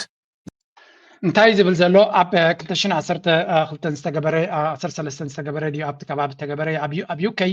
ሓደ ዋዕላ ተኻይዱ ነይሩ ንሱ ድማ ኣብቲ ዋዕላ ኣነ ክሳተፍ ከይደ ነይረ እቲ ኩነታት ድማ ኣብቲ ግዜ እቲ ድሕሪ እቲ ዋዕላ ኣብቲ ናይ ምሸት እቲ ናይ ዓባይ ብሪጣንያ ፎሬን ሚኒስተር ዝነበረ ንኩሎም ኣብኡ ዝነበሩ ንሶማሊላንድ ኣፍልጦ ንክብዋ እእሚንዎም ነይሩ ሶማሊላንድ መንግስቲ ናታ ዘለዋ ባይቶ ናታ ዘለዋ ምስግጋር ናይ ስልጣን ትገብር ዘላ ቁጠባ ናታ ዘለዋ ኩሉ ነገር ዘለዋ ስለዚ ከም ሃገር ኣፍልጦ ክንባ ቅቡል እዩ ኢልዎ እዚ ድማ ተቐቢሉ ሶማልያ ክትመቕለያ ክትደሊ ዘለካ ኢልዎ ምክንያቱ በዚ ናትካ ሎጂክ እንድሕር ከይድና ሳይፕረስ ወይ ከዓ ቆጵሮስ ዝበሃል ሰሜን ክፋል ናቶ ኣብ ክልተ ተመቕለት እያ ሰሜን ክፋል ናቶም እቲ ኣብኡ ዘሎ ኣካል ናይ ቱርኪ ኢላ እያ ተኣምን ቱርኪ ንሱ ባይቶ ናቱ ኣለዎ መንግስቲ ናቱ ኣለዎ ገንዘብ ናቱ ኣለዎ ኩሉ ነገር ኣለዎ ስለዚ ንዓታቶም ቅድም በኣ ጀምር ንዓ ኣፍልጦ ሃባ ድሕሪኡ ናብ ሶማሊላንድ ኪድ ምስ በሎ እታ ጉዳይ በኣ ጌራ መይታ ኢሉ ስለዚ እዚ ሎሚ ንሪኦ ዘለና ዓዲ እንግሊዝ ፈቲናቶ ነይራ ኦልሞስት ዓዊታትሉ ከላ ፈሺላ እዚ ሕጂ ተገምጢሉ መፅኡ ዘሎ ንቱርኪ ዝበለት ተበለት በዓላት ትፍለጥ ክብል ዝኽእል መራሒ መን እዩ ሱኻ ናይ እስራኤል እዩ ነቲ ናይ እስራኤል ሓይሊ ስለምንታይ እስራኤል ከምኡ ክትገብር ኣብዚ ጉዳይ እዚ መፅያ ክትገብር ክኢላ እንድሕሪ ኢልኩም ድማ ሓንቲ ስጉምቲ እንድሕሪ ከድና እስራኤል ንእስራኤል ኢማራት ብኸመይ ከተሐጉሳ ትፍትን ከም ዘላ ምፍላጥ የድሊ ኮኔክቲንግ ዘ ዶትስ ብልዎ እዚ ኮኔክት ንግበሮም ነተሓሓዞም እጅ הראשונה מאז 7 באוקטובר. היום נפתח בפעם הראשונה מאז 7 באוקטובר מעבר רפיח עם המעבר לשלב ב' ברצועה. ירון אברהם כתבנו המדיני אתה חושף הערב מי המדינה שרוצה לקבל עליה את הניהול האזרחי בעזה. እዚ ቻነል 12 ዝበሃል ኣብ እስራኤል ዘሎ ሚድያ ብዛዕባ እስራኤል ኣብ ኣሜሪካ ክሰምዖ ዘይትኽእል ኣብ ሃገራት ዓረብ ክሰምዖ ዘይትኽእል ኣብ ዝኾነ ክሰምዖ ዘይትኽእል ሓቂ በዓላቶም እዮም ዘውፅዎ በዓላቶም ኣሜሪካ ትብዓት የብሎም ሚድያ ናይ ኣሜሪካ ከምዚ ክዛረቡ እንታይ እስከ ኢሎም ኣውፅኦም ኣለዉ ይበሃል ኣሎ ኣብዚ ኢማራት እዛ ንፈልጣ ኢማራት ማለት እዩ ንእስራኤል ሲ ኣብ ቻነል 12 ከም ዝወፀ ማለት እዩ ነዚ ናይ ቃዛ ጉዳይ ምልክት ማለት እዩ Abu Dhabi is offering billions of dollars in immediate and long-term investment in exchange for control over all Gaza's civilian infrastructure. ነቲ ቃዛ ንምህናፅ ማለት እዩ ኣብዚ ሕጂ በተበፂሕዎ ዘሎ ብሙሉእ እቲ ኣብኡ ዝኣቱን ዝወፅን Abu Dhabi ክትቋፀሮ ቢልዮናት ገንዘብ ድማ ኣብኡ ኢንቨስት ክትገብር እቲ ፕላን መፅኡ ዘሎ እንታይ ማለት እዩ UAE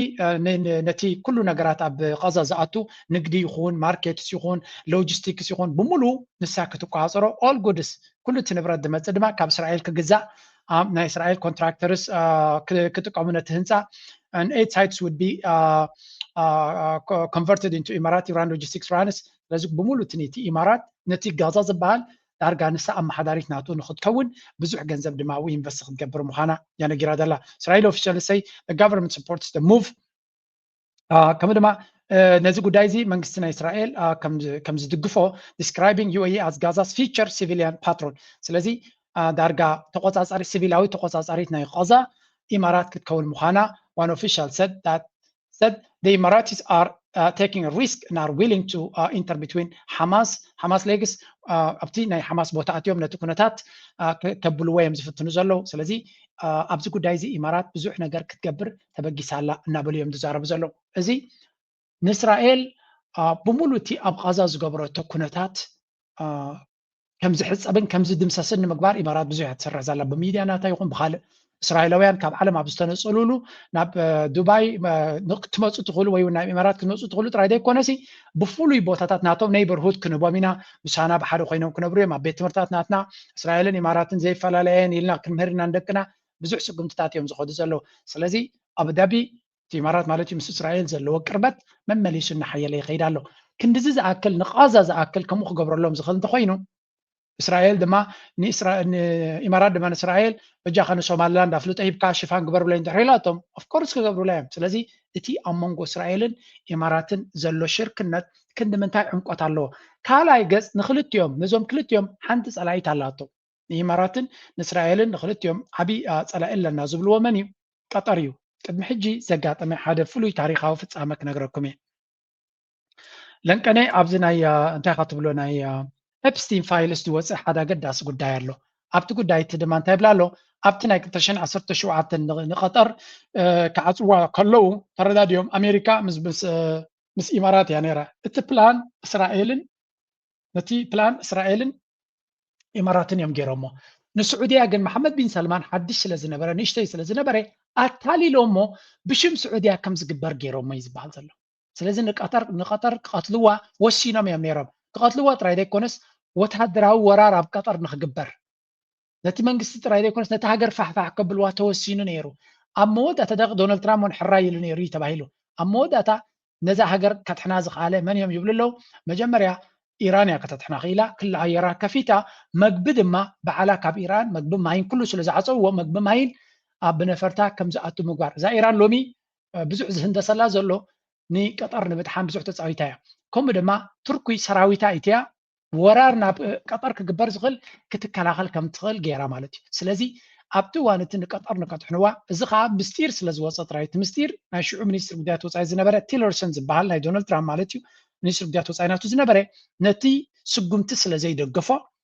ቀጠር ድማ ምስ ኮንታክት ክገብሩ ስለ ዝኽኣሉ እቲ ሓበሬታ ኣቐዲሞም ስለ ዝፈለጥዎ ነዚ ኩነታት እዚ ስጉምቲ ወሲዶም ጠጠው ከብልዎ ክኢሎም ብካልእ ዘራርባ ኢማራት ክንደይ ግዜ ነዛ ቀጠር ክትወራ ፈቲና ንስዑድያ ድማ ከም ደጋፊቶም ገይሮማ እቲ ፕላን ድማ ብድሕሪ መጋረጃ እስራኤል ትገብሮ ዝነበረት እዩ ምክንያቱ እዚ አልጀዚራ ዝበሃል ሓደ ካብቲ ንእስራኤል ቀንዲ ሕማም ርእሳ ዝኾና እዩ እቲ ናይ ቀጠር ኣብቲ እዋን እቲ ንሞስሊም ብራዘርሁድ ዝበሃል ዝነበረ ክሲ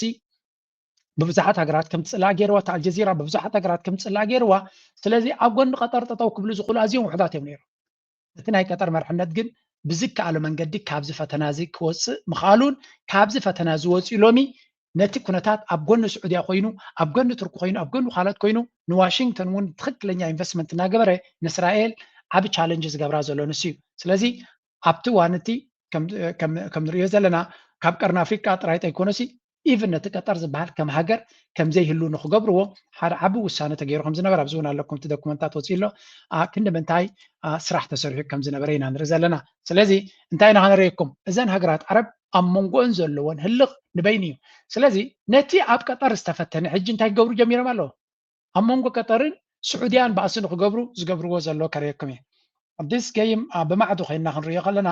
ዓብ ትምህርቲ ክበና ዝኽእል ነገር ስለ ዘሎ ተማሃሩሉ ኣብዚ እንታይ ይብል ኣሎ እዚ ማይክል ሮቢን ዝበሃል ንኤርትራ ሬጂም ቼንጅ ክብል ዝውዕል ዝነበረ ካልእ ስራሕ ረኺቡ ኣሎ ክገርመኩም ኣብዚ ጉዳይ እዚ ስዑድያ ካብ በዓል እስራኤላት ካብ ናይ ምስ እስራኤል ዝምድና ወፂያ ንድሕሪት ናብቲ ናይ ሞስለም ብራደርሁድ ኣብቲ ናይ ኣኽዋን ሙስሊሚን ገፃ ትምለስ ኣላ እቲ ቦታ እቲ ግን ብኢማራት ብቀጠር ዝተታሕዘ እዩ ሕጂ ንቀጠር ክትቅድማ እያ ትፍትን ዘላ ኣብ መንጎ ቀጠርን ስዑድያን ድማ ባእሲ ዘይተርፍ እዩ ክብል ልክዕ ከምዚ ናይ ቆልዑ ከባእሶም ኮይ ዘል ዘሎ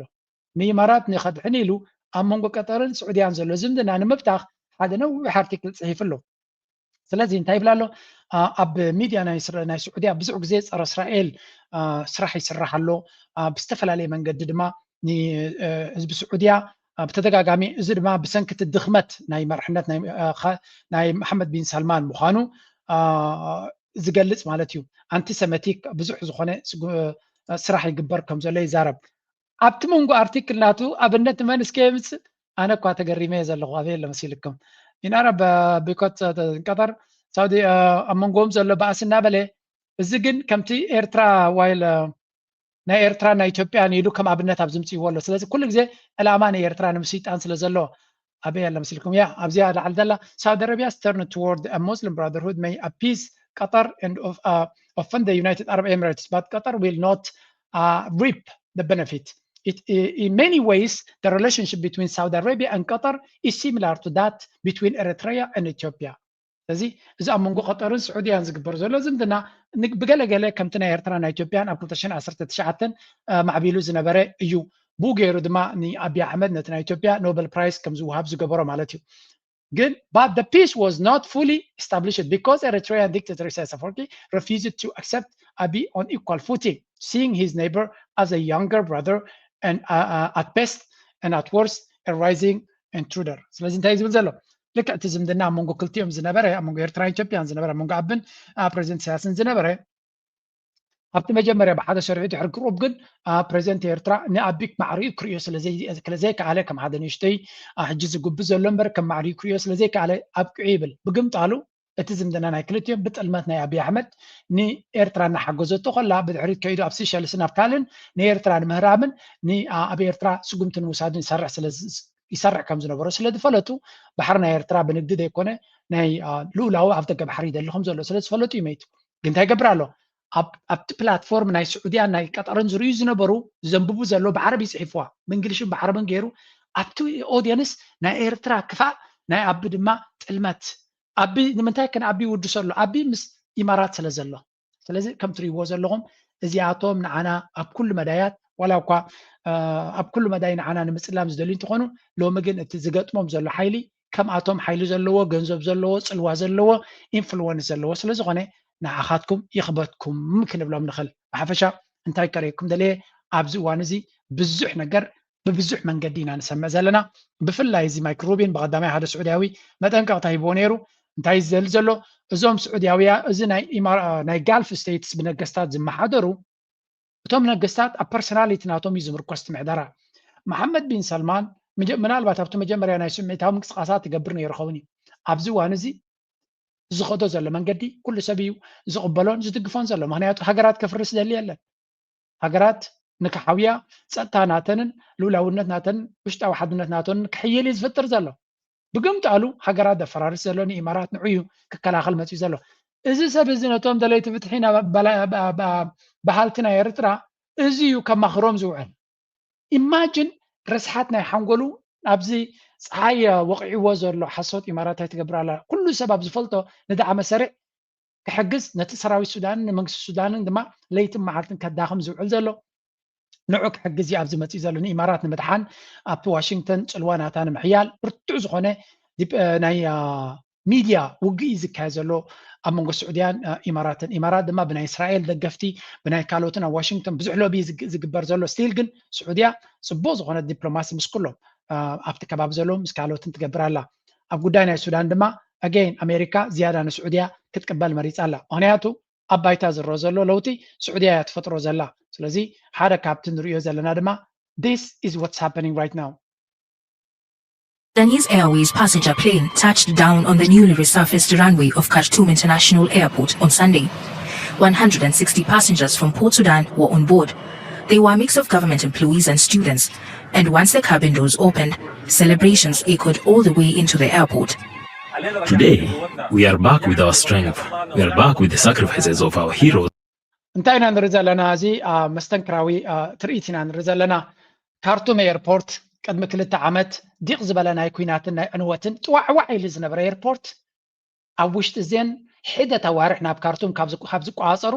መንግስቲ ሱዳን ሰራዊት ሱዳን ንካርቱም ካብ ዝቋፀረ ሜይ ብዓመት ገይሩ ኣለኹ ኣብዚ ሓፂር ግዜ መፅዩ ነቲ ኤርፖርት ከም ብሓድሽ ዘለጡ ገይሩ ከም ብሓድሽ ሕዲሱ እንታይ ይገብር ኣሎ ካብ ፖርት ሱዳን መጀመርያ ፍላይት ኤርፖርት ናይ ካርቱም ይቕበል ኣሎ እዚ ማለት ኣብ ልዕሊ ሱዳን ዝነበረና ስእሊ ክንቅይር ክንክል ኣለና እዚኣቶም ባዕድ الفطور ህኩያ ደይሰርሑ ዝብል ሜንታሊቲ ዘሎ ኤርትራዊ ለሓደ ሓደ ኖ ሱዳኒስ are hard working ኣነ ብሱዳን ከለኹ ከምኡ ዓይነት ኣይርየሎም ነይረ ግን ክሪኦም ከለኹ ሕጂ ግን ሜይቢ ተማሂሮም ኣሎ ምክንያቱ ሓደ ሃገር ካፒታል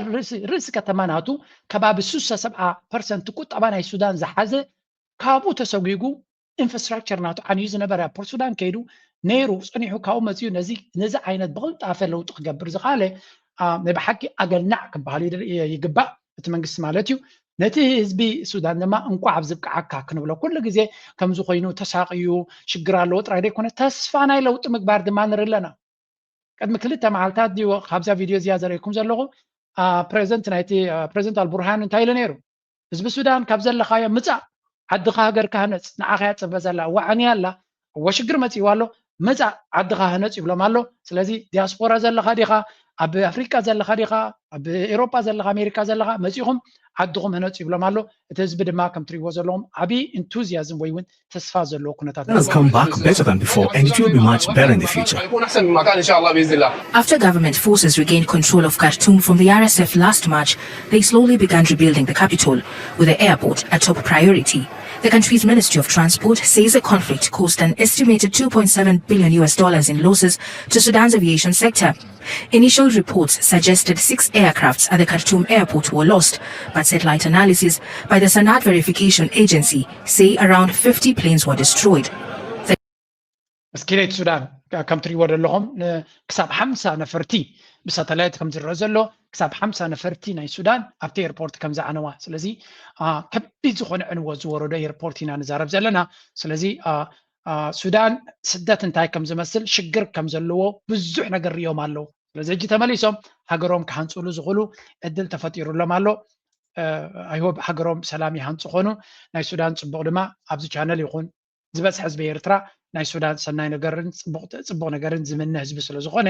ፅቡቅ ንምነ የሎም ከም ንሪኦ ዘለና ጉዳይ ናይ ሱዳን ብሲቪላዊ ነገር ጥራይ ክንሪኦ ንኽእል ኢና ንዓና ከም ጎረቤት ሃገርና ሱዳን ክትረጋጋእ ብፍላይ ድማ ምሳና ፅቡቅ ሽርክነት ስለ ዘለዋ ፅቡቅ ዝምድና ምስ መንግስቲ ሱዳን ስለ ዘለና ናይ ኤርትራ ተስፋ ዝህብ እዩ ካብ ሱዳን ክንረኽቦ ንኽእል ብዙሕ ነገራት ኣሎ ምክንያቱ ኣብ ቁጠባ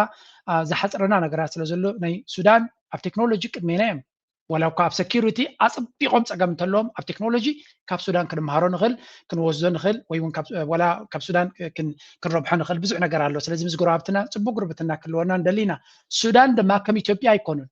السودان كم إثيوبيا بحرنا مريتنا نزل يوز بيكون كسب حجة أب تاريخ خيرانة سلزي إثيوبيا سكور بيت كان دي خاطر لأن إثيوبيا كل جزء وراريت هجريا كتزمت دلي كسرق زدلي اللي تزلوا السودان كن زأكل أجازة اللوات رادي كونس يأغلني نتنا تكسرقوني يمزلوا فرنا السودان كل جزء كاب دقة كسرقوا از دلي خمس خلوت راح تفلت مبر نسا كاب كالك توسط دل الحجرة يكونت لا أخيلو يسترفس أجاتات اللوا كوما عينة تمزجون زبلو جرابتين أدمان دل إحنا حكنا مزراب نا السودان فلوتي في زوج رزقهم كي كونكونان السودان نبير تراجز أنا مسافح المزلوا هجرة يكونت انتدريتون أعم زلوا يكون هم سواني سلزي بحفش نخل نجار كم قدوس غير كعز زربيت خلني مقابرين كالنا مخان تقولوتات سلزي نبران سلزلون كله سلزغلن سوري جعل مالته يكون بحفشة قال مستيراوي دوكمنت دواتساب زعبا السودان دمالو السودان ما جبسي ንሱዳን ትሕግዛ ድያ ደላ ወይስ እንታይ ትገብር ንዝብል ክሳብ ሕጂ መልሲ ነበረና ወል መልሲ ተረኺቡሉ ሕጂ እቲ መልሲ ድማ እንታይ ዝብል ዘሎ ግብፂ ንሱዳን ድሮናት ናይ ኒውዮርክ ታይምስ ዝበሃል ከም ዘውፅኦ ካብ ፍሉይ ቦታ ግብፂ ብድሮናት ጌራ ንሱዳን ትሕግዛ ከም ዝነበረት ሰራዊት ናይ ሱዳን ትሕግዞ ከም ዝነበረት ናይ ድሮን በይዝ ኣብ መንጎ ሕርሻ ዘለዎ ቦታ ሓቢኣ እንታይ ትገብር ነይራ ብድሮናት ብፍሉይ መጥቃዕቲ ናይ ድሮናት ነቲ ዳዕመ ሰሪዕ ተሃርሞ ከም ዝነበረትን ንሰራዊት ናይ ሱዳን ትሕግዞ ከም ዝነበረትን እዩ ዝንገር ዘሎ ኣብ ገለ ነጥቢ እቲ ደጋሎ ዝበሃል እዚ ሕመቲ ንግብፂ መጠንቀቕታ ይብ ነይሩ እዩ ኤርፖርት ካብኡ ተበጊሱ ድሮናት ዝሃርመና እንተሎ ክንሃርም ኢና ብዙሓት ሰባት እንታይ ይብሉ ነይሮም ኤርትራ እያ ክትረም ዓሰብ ክህረም እዩ ባፅዕ ክህረም እዩ ኣስመራ ናይ ግብፂ በይዝ ምንባሩ ግን ሕጂ ንዑ ዘረጋግፅ ሓበሬታ ወፂኡ ኣሎ ስለዚ ግብፂ ብድሕሪ መጋረጃ ወላ እኳ ክነግሩ እንተዘይደለዩ ኣብ ጎኒ ሰራዊት ሱዳን ምንባሮም ጥራይ ዘይኮነሲ ካብ ኢማራት ሓቢኦም ዝገብርዎ ዝነበሩ እዩ እዚ ምክንያቱ ነቲ ኩናት ናይ ሱዳን ስፖንሰር ትገብር ዘላ ኢማራት እያ ኢማራት ድማ ኣመና እያ ተፍርሆም ነይራ ክሳብ ዝቀረባ መዓልታት ማለት እዩ ኣብ ዝቀረባ እዋን እያ ግብፂ ወሲና ኣብ ጎኒ መን ኢኻ ትብሎ ኣብ ጎኒ ስዑድያ ተሰሊፋ ምስ ቱርክን ስዑድያን ኮይና ነቲ ኩናታት ናይ ሱዳን ክትሕግዝ ትፍትን ዘላ ስለዚ እዚ ድራማ ናይ ብሓቂ ዘገርም እዩ ሰራዊት ናይ ሱዳን ቀፃሊ ይደፍእ ከም ዘሎን ንቅድሚት ይኸይድ ከም ዘሎን እዩ ዝንገር ዘሎ ተደጋጋሚ ለውጢ ይገብር ከም ዘሎ እቲ መጥቃዕትናቱ ንቅድሚት ገፁ ይኸይድ ከም ዘሎ እቲ መጥቃዕትናቱ እዩ ዝንገር ዘሎ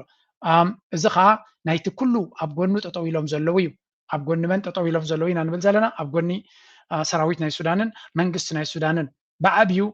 ብዙሓት ሓይልታት ጠጠው ኢሎም ስለ ዘለው እቲ ለውጢ ንሪኦ ዘለና ካብኡ እዩ ዝብገስ ዘሎ ብግምጣሉ ኢማራት ነገራት ብኩሉ እናፀበባ ይኸይድ ከም ዘሎን ኣብ መወዳእታ ድማ እቲ ኢማራት ተተዳኺሙ ጥራይ እዚ ኩነታት እዚ መፍትሒ ክህልዎ ዝኽእል እምበር ኢማራት በዚ ትኸዶ ዘላ ክሳብ ዝቐፀለት ብቐሊሉ ክውዳእ ዝኽእል ኣይኮነን ስለዚ ነቲ ሰራዊት ሱዳን ምሕያሉ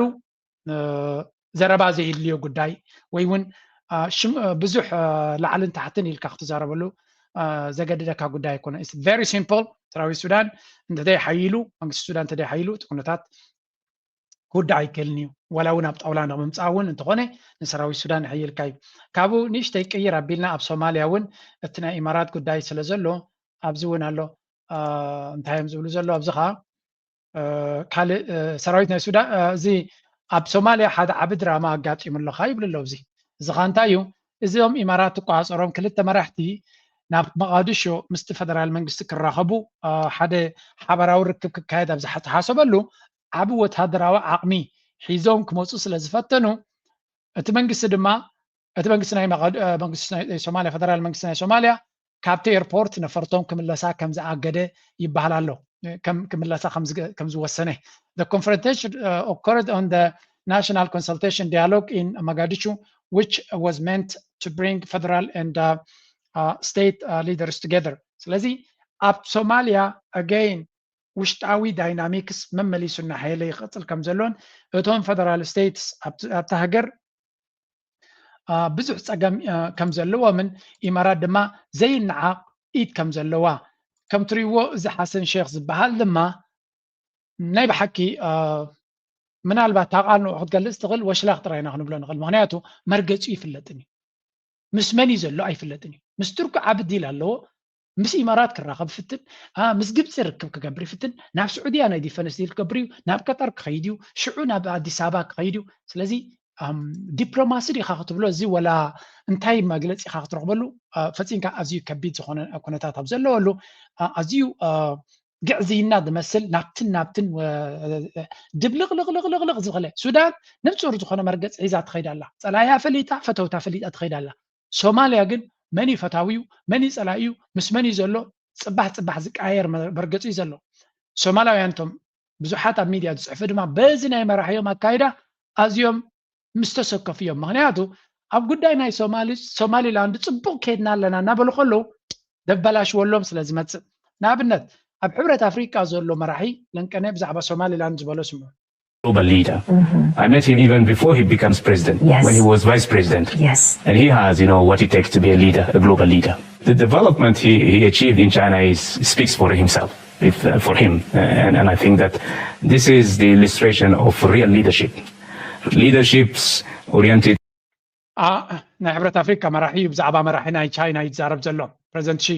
ኦኬ እታ ቀንዲ ተገድሰና The country and also a leadership with take on board the expectations of neighbors and others throughout the world. That's ዓብይ ኣድናቆት ከም ዘለዎ ምክንያቱ ናይ ጅቡቲ ዓብ ዲፕሎማት ስለ ዝነበረ ነዊሕ ዓመታት ንፕሬዚደንት ሺ ካብ ቀደም ከም ዝፈልጦን ዝገበሮ ናይ ቁጠባ ለውጢ ድማ ኣኽብሮት ኣለኒ ዝብል ዘሎ leadership, and we appreciate that. What is the stance of AUC on upholding the One China principle, and what is your take on some of the attempts by certain countries to interfere with China's Taiwan question? This issue ዛሕቶ ቻይና ሓንቲ ቻይና ወይ ዋን ቻይና ፖሊሲ ንትብል ሕብረት ኣፍሪካ እንታይ መርገት እዩ ገለገለ ሃገራት ድማ ነዚ ክጥሕሱ ዝፍትኑ ኣለዉ እነዚ ብኸመይ ትርእይዎ ትብል ኣላ One China principle is something that we share and adhere to because we live the same thing on the continent. I think Chinese border, are also as sacred as the African countries' borders. That's why we believe in One China principle, One China, because we don't support the idea of secessionists, regions, and most recently, Somaliland was one of the most recent cases in the African continent. So that's why we believe that. ስለምንታይ ነዚ ዋን ቻይና ፖሊሲ ዝበሃል ንድግፎ እንድሕር ኢልኩም ንቻይና ስለንፈቱ ጥራይ ዘይኮነ እታ ዋን ቻይና ትብል ግዛእታዊ ዶብ ናይ ቻይና ክኽበር ኣለዎ ዝብል ንዓና ንኣፍሪካ እውን ብዓብዩ ስለ ዝትንክፈና ኢና ንድግፋ ኢሉ ስለዚ ዋን ቻይና ፖሊሲ ንዓና ብውልቅና እውን ትጠቕመና ኣርእስቲ ስለ ዝኾነት ኢና ንድግፋ ስለዚ ኣብ ጉዳይ ከምታ ዋን ቻይና ፖሊሲ ንብሎ ዘለና ኣብ ሶማልያ ኣጋጢምና ኣሎ እዚ ናይ ምምቕቓል ሕልሚ ዘለዎም ከምኡ ዓይነት ኣጀንዳታት ንኸየብሉ ቻይና እውን በቲ ዘለዋ ጭዋዳ ይኹን ኣብ ቪቶ ፓወር ኣብ ዩናይትድ ኔሽንን ኣብ ሴኪሪቲ ካውንስል ዘለዋ ብእውን ክትሓግዝ ስለትኽእል ኢና ነቲ ዋን ቻይና ፖሊሲ ንድግፎ ንዓና እውን ዝጠቕመና መርገፂ ኢና በለ ይዛረብ ስለዚ እቲ ሶማልያ ደጋፍ ናይ ብዙሓት ሃገራት ረኺቡ ከሎ እቲ ወሽለኽለኽናቱ ግን ሓደጋ ክፈጥር ኢና ንሪዮ ዘለና ስለዚ ናይዞም ማእከሎት ሓይልታት ዝበሃሉ ሃገራት ንሪዮ ዘለና ኩነታት ንዞባና ከቢድ ፈተና ከቢድ ዝኾነ ብድሆ ይፈጥረሉ ከም ዘሎ ኢና ንርኢ ዘለና ኣብ ከምዚ ቦታ ስለ ዘለና ድማ ንዓና ፈቲና ፀሊና ፅልዋናቱ ኩሉ ግዜ እዩ ሕጂ ናብትናትና ክምልስ ይህን የምንለው ኤርትራን አብይ ምን ይላል ኤርትራንም እመታለሁ ነው የሚለው አይደብቅም ምላችሁ ለዛ ኤርትራንም ትግራይም አንድ ላይ ነው እመታው ሱዳንን እመታለሁ ይላል ሱዳን ምን አድርጋ ነው ምን አድርጎ እዚህ መጥቶ ሱዳን መተከል መጥተው የአርኤስኤፍ ታጣቂዎች መጥተውበታል መሰለኝ አላውቅም ማለት ድንበራቸው ወደ ሱዳን ሲገቡ ነው የመጡት ወይ ኢትዮጵያ ድንበር ላይ ያሉ ወይ ኢትዮጵያ አይሜን ሎኬሽኑ እንዴት አድርጎ እንደመጣ ግን ድንበር ላይ የሱዳን ጦር አበድ እንዳላቱና ሱዳንም ገብቼ ሁላ በታል ማንም አገደኝ ይላል ሱዳን ውስጥ ገብተህ ከመጣ ማንም እነሱ ያውቃሉ እንታይ ዝብል ዘሎ ስታሊን ሓደ ካብቲ ኣብዚ ለንቀናይ ወፂኡ ዝበሃል ዘሎ ሓበሬታ ኣብይ ኣሕመድ መደብናቱ ኣቕመዳዩ ተሸጋጊሩ ዘሎ ኣይጠዓሞን ዘሎ እምበር ንኤርትራ ክሃርም ከም ዝደልን እንኮላይ ንሱዳን ክሃርም ከም ዝደልን ምክንያቱ ኣብ ጎኒ ትግራይ ስለ ዘለዉ ብፍላይ ንኤርትራ ካብ ትግራይ ፈልየ ይርአነ ወይ እውን ንትግራይ ካብ ኤርትራ ፈልየ ኣይርአነ ዝመስል ዘረባ ከም ዘለዎን ከምኡውን ሊስት 200 Tigrayan institutions including hospitals ከምኡ ድማ ክሳብ 200 ዕላማታት ናይ ትግራይ ሆስፒታል ኣይገድፍ ናይ ነዳዲ ዴፖ ኣይገድፍ ንዑ ክሃርም ከም ዝደልን ባይ ዘ ወይ ኣቶም ናቱ ካድረታት ከም ዝብልዎ ዘለዉ ርግፀኛ እኳ ኣይኮንኩን ወታደራውያን ብረት ተኸዚኑሉ ዝነበረ ዕላማታት ሃሪምና ኢና ዝብል ስእልታት ከውፅር የለኹ እቶም ናቱ ናይ ብልፅግና ፕሮፓጋንዲስትስ ግን ናቶም ሓሶት ከይተበገሰ ኣብ ኤርትራ ብዙሕ ግዜ ከምኡ ስለ ዝብሉ ንረኣናዮም ንክተኣምኖም ከቢድ እዩ ዲስሚሳል ኦፍ ኤሪትራያን ሶቨሬኒቲ ከምኡ ድማ ናይ ኤርትራ ልኡላውነት ዝድምስስ እዚ እውን ዘገርም ኣይኮነን እዚ እውን ብተደጋጋሚ ዝረኣናዮን ዝሰማዕናዮን ዝረብረብናሉን እዩ ስለዚ ትሪቲንግ ኣስማራ ኣዘ ኮሪዶር ናይ ብሓቂ ዘገርም እዩ ግን ክሰምዖ ኣለና እቲ ዝሓስብዎ ዘለዉ ሎስት ሬሲ ኣክሰስ ኖ ሊጋል ፓርላሜንታሪ ከምኡ ድማ እዚ ብተደጋጋሚ ክብሎ ዝፀንሐ እዩ ኣገይን ብሓፈሻ እቲ ናባና ክገብሮ ዝደሊ ዕላማታት ዝገልፅ ሓበሬታ እዩ ኢና ንርኢ ዘለና እዚ ከምዚ ኢሉ ኣብ ብልፅግና ንሱ ከምዚ ይብል እንተቲ ከባቢ ዓለም ዝብሎ ዘሎ ብዛዕባኡ እዚ ናይ ዩኬ ትራቨል ዎርኒንግ በሃል እዚ ኩሉ ቀይሕ ትርእይዎ ዘለኹም ኣብ ኢትዮጵያ ሰብ ክገሾ የብሉን ዝበሃል ቦታታት እዩ እቲ ኣራንሾኑ ድማ advice against all but essential ብግድ እንተዘይ ኮይኑ ስለዚ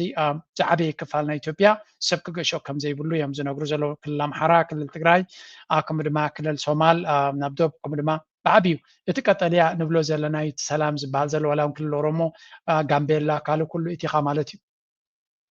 سلازي زياون سلا دفتوو سلا تسفا كبوز دليمبر اتا ايتوبيا تبال زخياد ويون زبصحون يبلان سلست اربعه عينت كوينات تنقد زلايا يوروبيان يونيون ون انتقونه تدغاغامي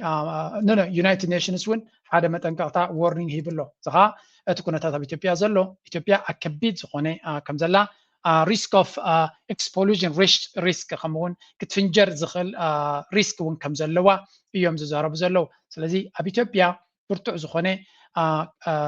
أناو زخونه كونسيكونس كفتر زغل بزحات حيلتا زبلو زلو يقداس بزكم يبلو بتخالد ما كال يكسر حسلو زلو بزح زعبون كتزارب تقدر له مهنيات يبل كان بكز مرقت نايتي معربا وعلم صبو غيركا كتردون كبيت سلا زخونه كال ابتناي تግራይስ كنملس እንታይ እዩ እዚ ዝበሃል ዘሎ ጉዳይ ትግራይ መስዋዕት ከፊሉ ዝሓዘ ቦታ እሞ ድማ መሬት ዓደቡ እዩ ዝተመዛበለ ህዝቢ ኣሎ በቲ ኩናት በዓሉ በቲ ዝተገበረ ውግኡ በዓሉ ዝወታሽ ምስ ገበረ ህዝቢ እንዳሃለወ ሲ ንምንታይ ድርድር ተኮይኑ ዝርርብ ተኮይኑ ካልእ ጉዳያት እውን እንዳሃልዩ ማዕባለታት እንዳሃልዩ ኣብ ሒዝዎ ዝፀንሐ ቦታ ዘይፀንሕ ንምንታይ ክወፅእ ተገይሩ ዝብል ናይ ብዙሕ ትግራዋይ ሕቶ እዩ ብመስዋዕት ተኸፊሉስ ወይስ ከይተሓሰበሉ ዝተኣተወ ዲዳ ነይሩ ንምንታይ ዳ ክንድኡ ዝኣክል እንድሕር ዳ ናብ ዝርርብ ክእቶ ተኮይኑ ውግእ ክንደኦ መዓልትታት ዝወስድ ነይሩ ወይ እውን ሕቶ ዘላለሰ ማለት እዚ ተታሒዙ خو مقبار سكالو العدل سلازي نبرة ديخون تاينا مؤمات رخل أي أوزي في عبي زعبان ديزي بسروسي بسروس مساحة زيادة متمزمور حزلو أكلات سي نقالات ترديو من حسيوهم دي خلو زلب من وين مرعيد لينا ما أدخا ما تملسكا أوكي قال اليوم لا يوتادر وصل الفا كخون خلو ترديخني ما توتادر وصل الفا تخوينو اوكي بقول لك عليك ردنا ياخذ يوم ነገር ግን حق ጉዳዩ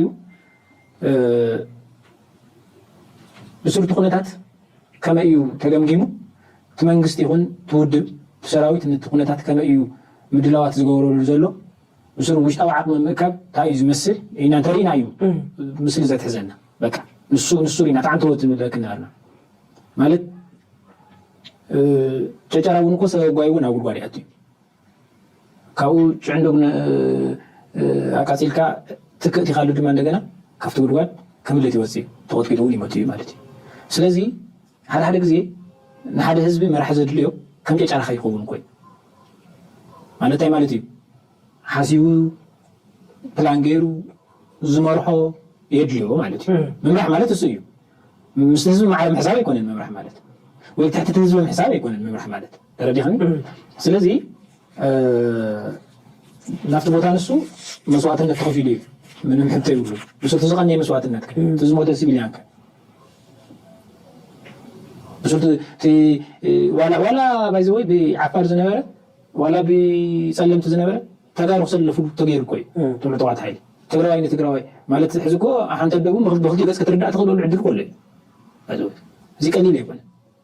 سلازي نزي زما اخله حنت كابتي زحزنا ككفال ابز غداينا تግራይ ዘሎ ፈፂንካ እቲ መርሕነት ኣብ ትግራይ ዘሎ ንጹር ዘይኮነ ስእሊ ሕጂ ኣብቲ ቅድሚት እውን ነጊርና ነርና እቲ አንክላሪቲ እቲ ዘይምንፃርሲ ከም ስትራቴጂክ ተወሲዱ ድዩ እንታይ እቲ ኤንድ ጎል ዕላማ ናይቲ ህወሓት ዝበሃል ዘሎ እንታይ እቲ ዕላማ ቅድሚ ሕጂ ተዛሪብናሉ ነርና ዕላማኻ ዘይምግላፅ ምናልባት ከም ስትራቴጂ ሕማቅ ዕላማ ይኮን ብፍላይ ወታደራዊ እንታይ እቲ ናትካ ዕላማ እንተደይ ነጊርካ ነቲ ፀላይኻን ኩሉ ግዜ ሃንደበትነት ክህልዎ ይኽእል እዩ ክንምንታይ ርሕቀት ክትከይድ ትኽእል እንታይ ክትሃርም ትኽእል ስለዘይ ትፍለጥ ግን ንህዝብኻ ድማ ከምዚ ሕጂ ንሪኦ ዘለና ኮንፊውዥን ይትፈጥር ኣብ ጎንኻ ድማ ዝስለፍ የለን ንኣብነት ኣብቲ ዝሓለፈ ኩናት ናይ ትግራይ ትዝክሩ እንድሕር ኮይንኩም እንታይ ነይርዎም ንፁርነት ናይ ዕላማ ነይርዎም ትግራይ ሃገር ትግራይ ትዕወት ትግራይ ገለ ክብሉ ከለዉ እቲ ባንዴሮኦም ሒዞም ንፁርነት ነይርዎም ክሊር ዝኾነ ኤንድ ጎል ነይርዎም ስለዚ ክላሪቲ ስለ ዝነበሮም ህዝቢ ድማ ብዓቢ ደረጃ ኣብ ደገና ውሽጥን ኣብ ጎንቲ ናይ ትግራይ ሓይሊ ተሰሊፉ ነይሩ ክላሪቲ ኦፍ ፐርፐስ ብሉ ነቲ ዕላማ ንፁርነት ኣሎ ገድሊ ናይ ህዝቢ ኤርትራ ተሪኻዮም ኩሉ ግዜ ንፁር ዝኾነ ዕላማ እንድሕር ኣለካ ኮይኑ ኩሉ ግዜ ህዝቢ ይኹን ሰራዊት ይኹን ካልእ ኩሉ ኣብ ጎንኻ ደው ክብል ይኽእል እዩ እቲ ዕላማኻ ንፁር እንተዘይኮይኑ ግን ከምዚ ሕጂ ንሪኦ ዘለና you will have trouble ኩሉ ግዜ ሽግር ኣለካ ንህዝቢ ኣብ ጎንኻ ንክትገብር ከቢድ ይኸውን ከምዚ ኣብ ትግራይ ዝመስል ብዝተፈላለየ ፖለቲካዊ ምሕማስ ዝርከብ እንድሕር ኮይኑ ድማ ዕላማኻ እንተደይነፂሩ ድማ ከቢድ ይኸውን እጅ ንሳቶም ዕላማ እንተነፂሮም እውን ካብ ኢትዮጵያ ካብ ኩሉ ተነፅሎታት ክመፆም ስለ ዝኽእል ደፍርሆም ነገር ክህልዎም ይኽእል ኣይክእልኒ ኣይብልኒ ግን ድሕሪ ሰለፋ እንታይ ተረፋ በሃል እንታይ ተሪፍካ ከም ፓርቲ ሰሪዝ ዝካሎ ብድሮናት ገይሩ ክቐትለካ ጥራዩ እቲ መደቡ ናቱ ስለዘይ ጠዓዓሞ ዘሎ እምበር እሱ ክገብሮ ዝኽእል ኩሉ ገይርዎ ግን ብዛዕባ ህወሓት ሓሊፍና ክንሓልፍ ኣይንኽእልን ክንዛረብ ኣይንኽእል ኢና የግዳስ እንተቶም መርሕነት ናቶም ዝበሃሉ ኩሉ ግዜ ብዛዕባ ኤርትራ ምስ ተዛረቡ እዮም ኣብ ዝሓለፈ ምግበይ ተዛሪቡ ነይሩ እንታይ ኢሉ ነይሩ እስከ ዝስምዑ ግልጽ እዩ መኸተና ንሰላምን ሕጋዊ መፍትሕን ካብ ሕጋውን ሰላማውን መፍትሒ ንላዕሊ ንዝመፅውን ወይ ከፈተኽ መኸተና ክቕፅል እዩ ሓደ ውሳነ መኸተና ክቕፅል እዩ መኸተና ሉዓላውነት ብምኽባር ክረጋገጽ እዩ መኸተና ሓድነት ህዝቢ ትግራይን ሰራዊትን ብዘጠናኽር መንገዲ ክንቅፅለሉ ኢና እዩ ውሳነና እዚ ዝገልጽ ውሳነና ንሕጋዊ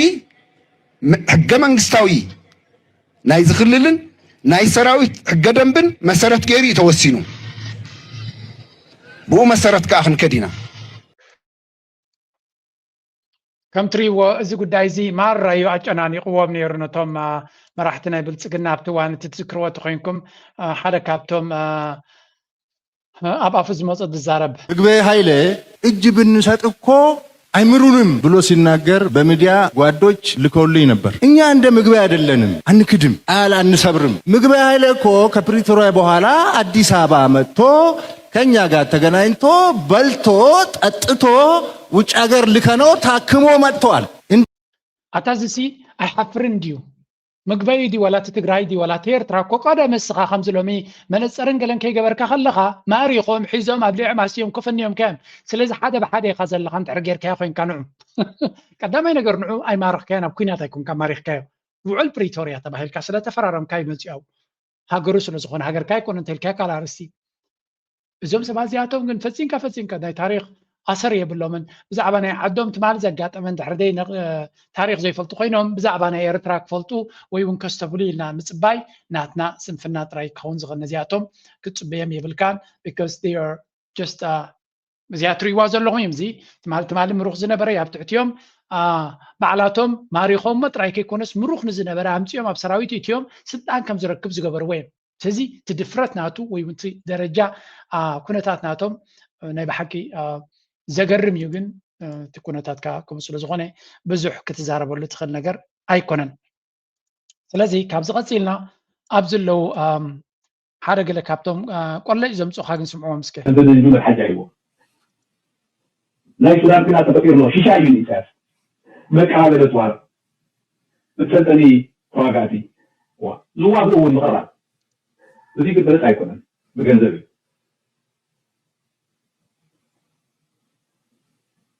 ስለዚ ኣነ እቲ ናይ ኢሳያስ ናይ ደግነፍ ዓቕሊ ኣብዚ ከባቢ ናይ ዘይሕጋዊ ንግድን ከትብን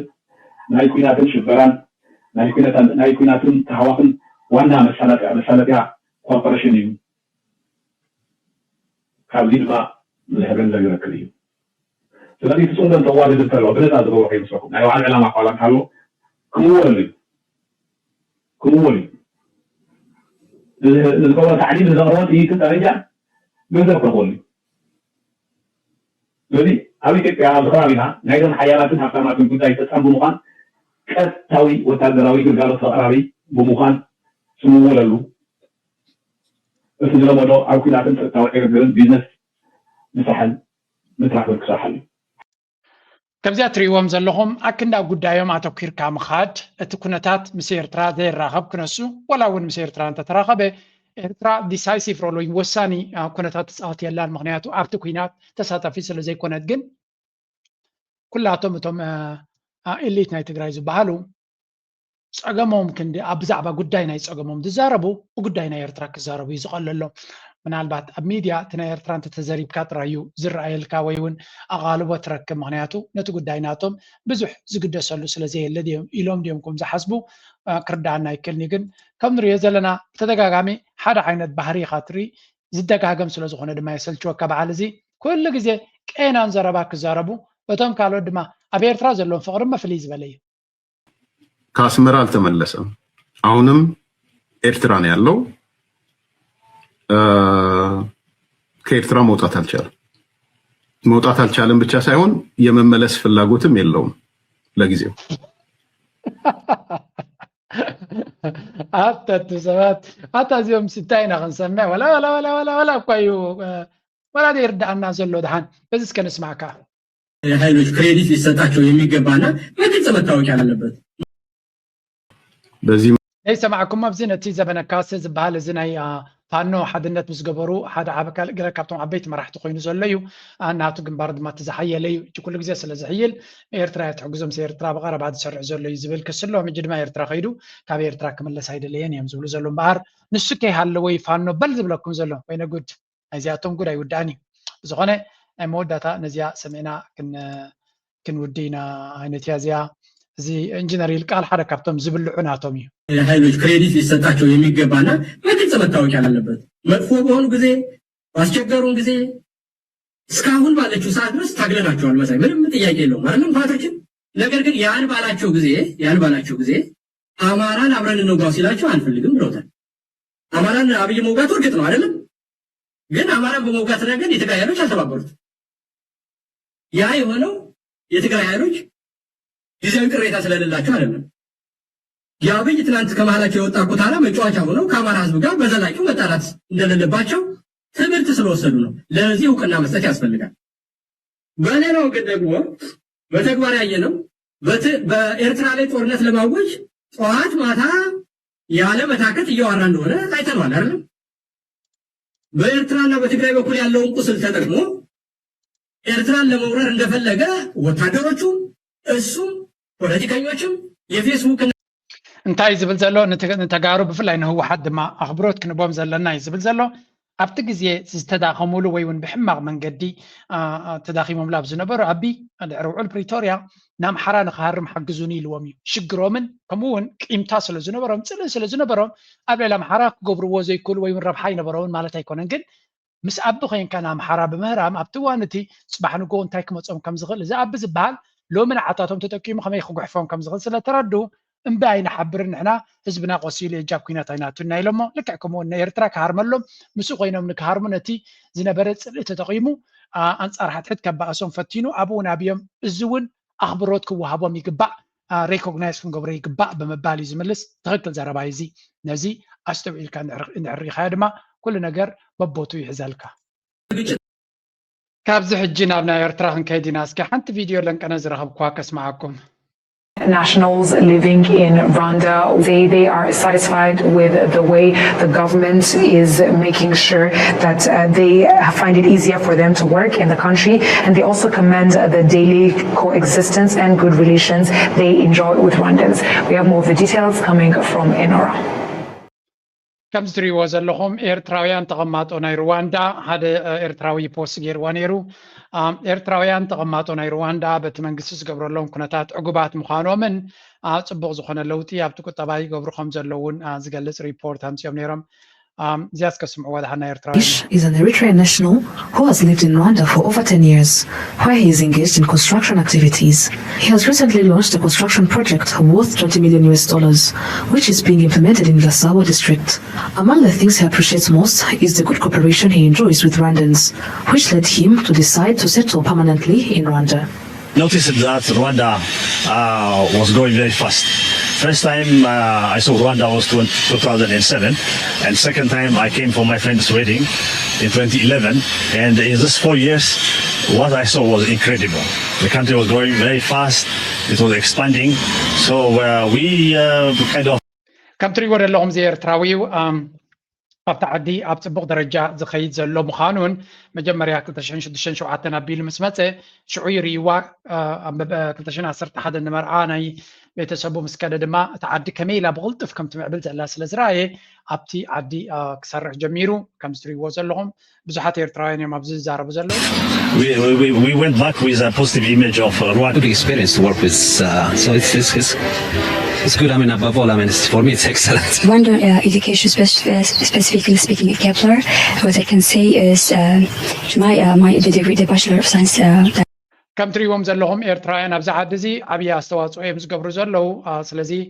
በቲ ሓደ ኤርትራውያን ዝምዕብሉን ዝግስግሱን ክንርኢ ከለና ሓበን ይስምዓና ሓጎስ ይስምዓና በቲ ካልእ ድማ እዚ ፀጋታት እዚ ከምዚ ኤርትራውያን ኣብዘይ ዓዶም እንታይ ዓይነት ወረቐት ኣለዎም ብኸመይ ይነብሩ ንሱ ገዲፍና ኣብ ከምዚ ኩነታት ዝዋስእሉ ዘለው ከምዚ ዓይነት ኤነርጂ ከምዚ ዓይነት ምንቅስቃሳት ኣብ ዓድና ክኸውን ድማ ትምኒትና ኩሉ ግዜ ወሰን የብሉን ኤርትራውያን ኣብ ዓዶም ብዙሕ ነገር ንክገብሩ ብፍላይ ነቲ ናይ ዲያስፖራ ኣብ ህንፃን ኣብ ሕርሻን ኣብ ሃብቲ ዓሳን ኣብ ካልእ ወላ ፋርማ ክኸውን ይኽእል ወላ ኣብ ባንኪንግ ክኸውን ይኽእል ኣብ ኩሉ ክዋስእሉ ዝኽእሉ መንግስቲ ኤርትራ ድሮ ካብ 2026 ሓንቲ ወርሒ ሓሊፋ ኣላ ኩሉ ግዜ ተስፋ ገይረ ንፅባዕና ካብቶም ዝፅበዩ በዓል ተስፋ ስለ ዝኾንኩ ሓንቲ ካብዛ እታ ዘረባ ናይ ዳንኤል ኩሉ ግዜ ክንዝክራ ድማ ደስ ይብለኒ لنا ولا تما وش تعدل له مرحتنا توم تهزبنا ولا دترفنا كلنا حنقبرها دمنا يعني I call it 80-20 8-10 مبزحة زربانا علالنا بزعبا قد هاجرنا خون كله بأرست بديه قدس 8 يحلو فيه سو كمان كريديت يدو بدل الله 10 ناي مسألة الله يدبل الله مالتي ناي بحق ذكاة عنا مسائنا خميلي صباحتها يتكون نزبليو جن 8 وحيدايو كله زعب حلو فيه قالي بمنيات مالتي تاريخنا خمس نيرو قال اب تاريخ تمالت راحي بزعت السبب 8 تغيروا بسبعات كلتا تغيروا 7 كلتن 5 تغيروا 9 حدن 5 تغيروا 9 8 5 تغيروا 13 حدن 3 تغيروا بزوح معلت بزوح دكاتع نايتمالي حجي لحن تا 8 8 نقبرها تاي مالتي 8 ناي مزاي دانيال عبد الزارب زلو جيجا قال لهم بقايقا ترجم ماسل تدخلوا 8 ميتاويت تاريخنا نقدفو يبليلن تاريخنا مسرتنا إذا حقرنا يبزو كل نريز أنا تاريخنا خنفلت ألنا نقبل تانينا تاريخنا زي قداسي بلوس تاريخ لنا بزبلة من قد تسند ما أبزق بوبوتا نولد ولدو كنجرن كزربلون كخلالو period بزع بازين زاربنا جين ماكينة كزور كلها أنت يبلو ندحرت كتري سفوكيه يزلي كاتنا أشتو كلستاب كلتا زلوا مستيات يزلي نغد 100 جنيه بمولو كما يخازن الفيترو سلنتا مالتيو لك كما هي ود ما كيت كلها لك كم ماكينة نغد نيخا زيادة أكتر لك ندحرت موكسك هنا كله دحرت أنت مسألة كي راها كي لا يتغلنا سلازم ندحرت خاطر متعلقة كاف تاريخ درعك هنا كله مسرتك هنا كله مسرت كدلدل كون دمان التاريخ أبزر بوتا حاولت تات أبتي إيرترا بستفل عليه بوتا أكبر له مزي مس بيت مذكرات بكل بوتا أكبر له أنا كويلة نفس وقفت قاعد على إيرترا تاريخي بعد سلازي إيرترا بزح كرستات كل وايز قبا زقن مسكزي يزقبر حجي كون مسكزي بزح إنفستمنت ونسلز اللي أتو كورونا قلنا قدميت كون خلاله إيرترا نايزو كل استخفلا مسوعتي نايزو كل استخفلا جننة نايزو كل تاريخ وسيت ناتا بلز تهاجر ناخد كونيا سلازي نبتا بلز تهاجر نخنجبر معبلتن بلزتن هاجر نخدجبر أبو أتوكيرنا زكا على نخنجبر علنا حلمنان بعجنا عندما نابو يخون أقوال من جدي جزية عين تف رايت علامة تاريخ يسند أما صحفتي أفيلمتات أب كله يسند جن كله جزية ما نقد ميت كن حسب كن كلالنا بزعبو دي بيت كن جبر كن كلالنا يا تزرباناتو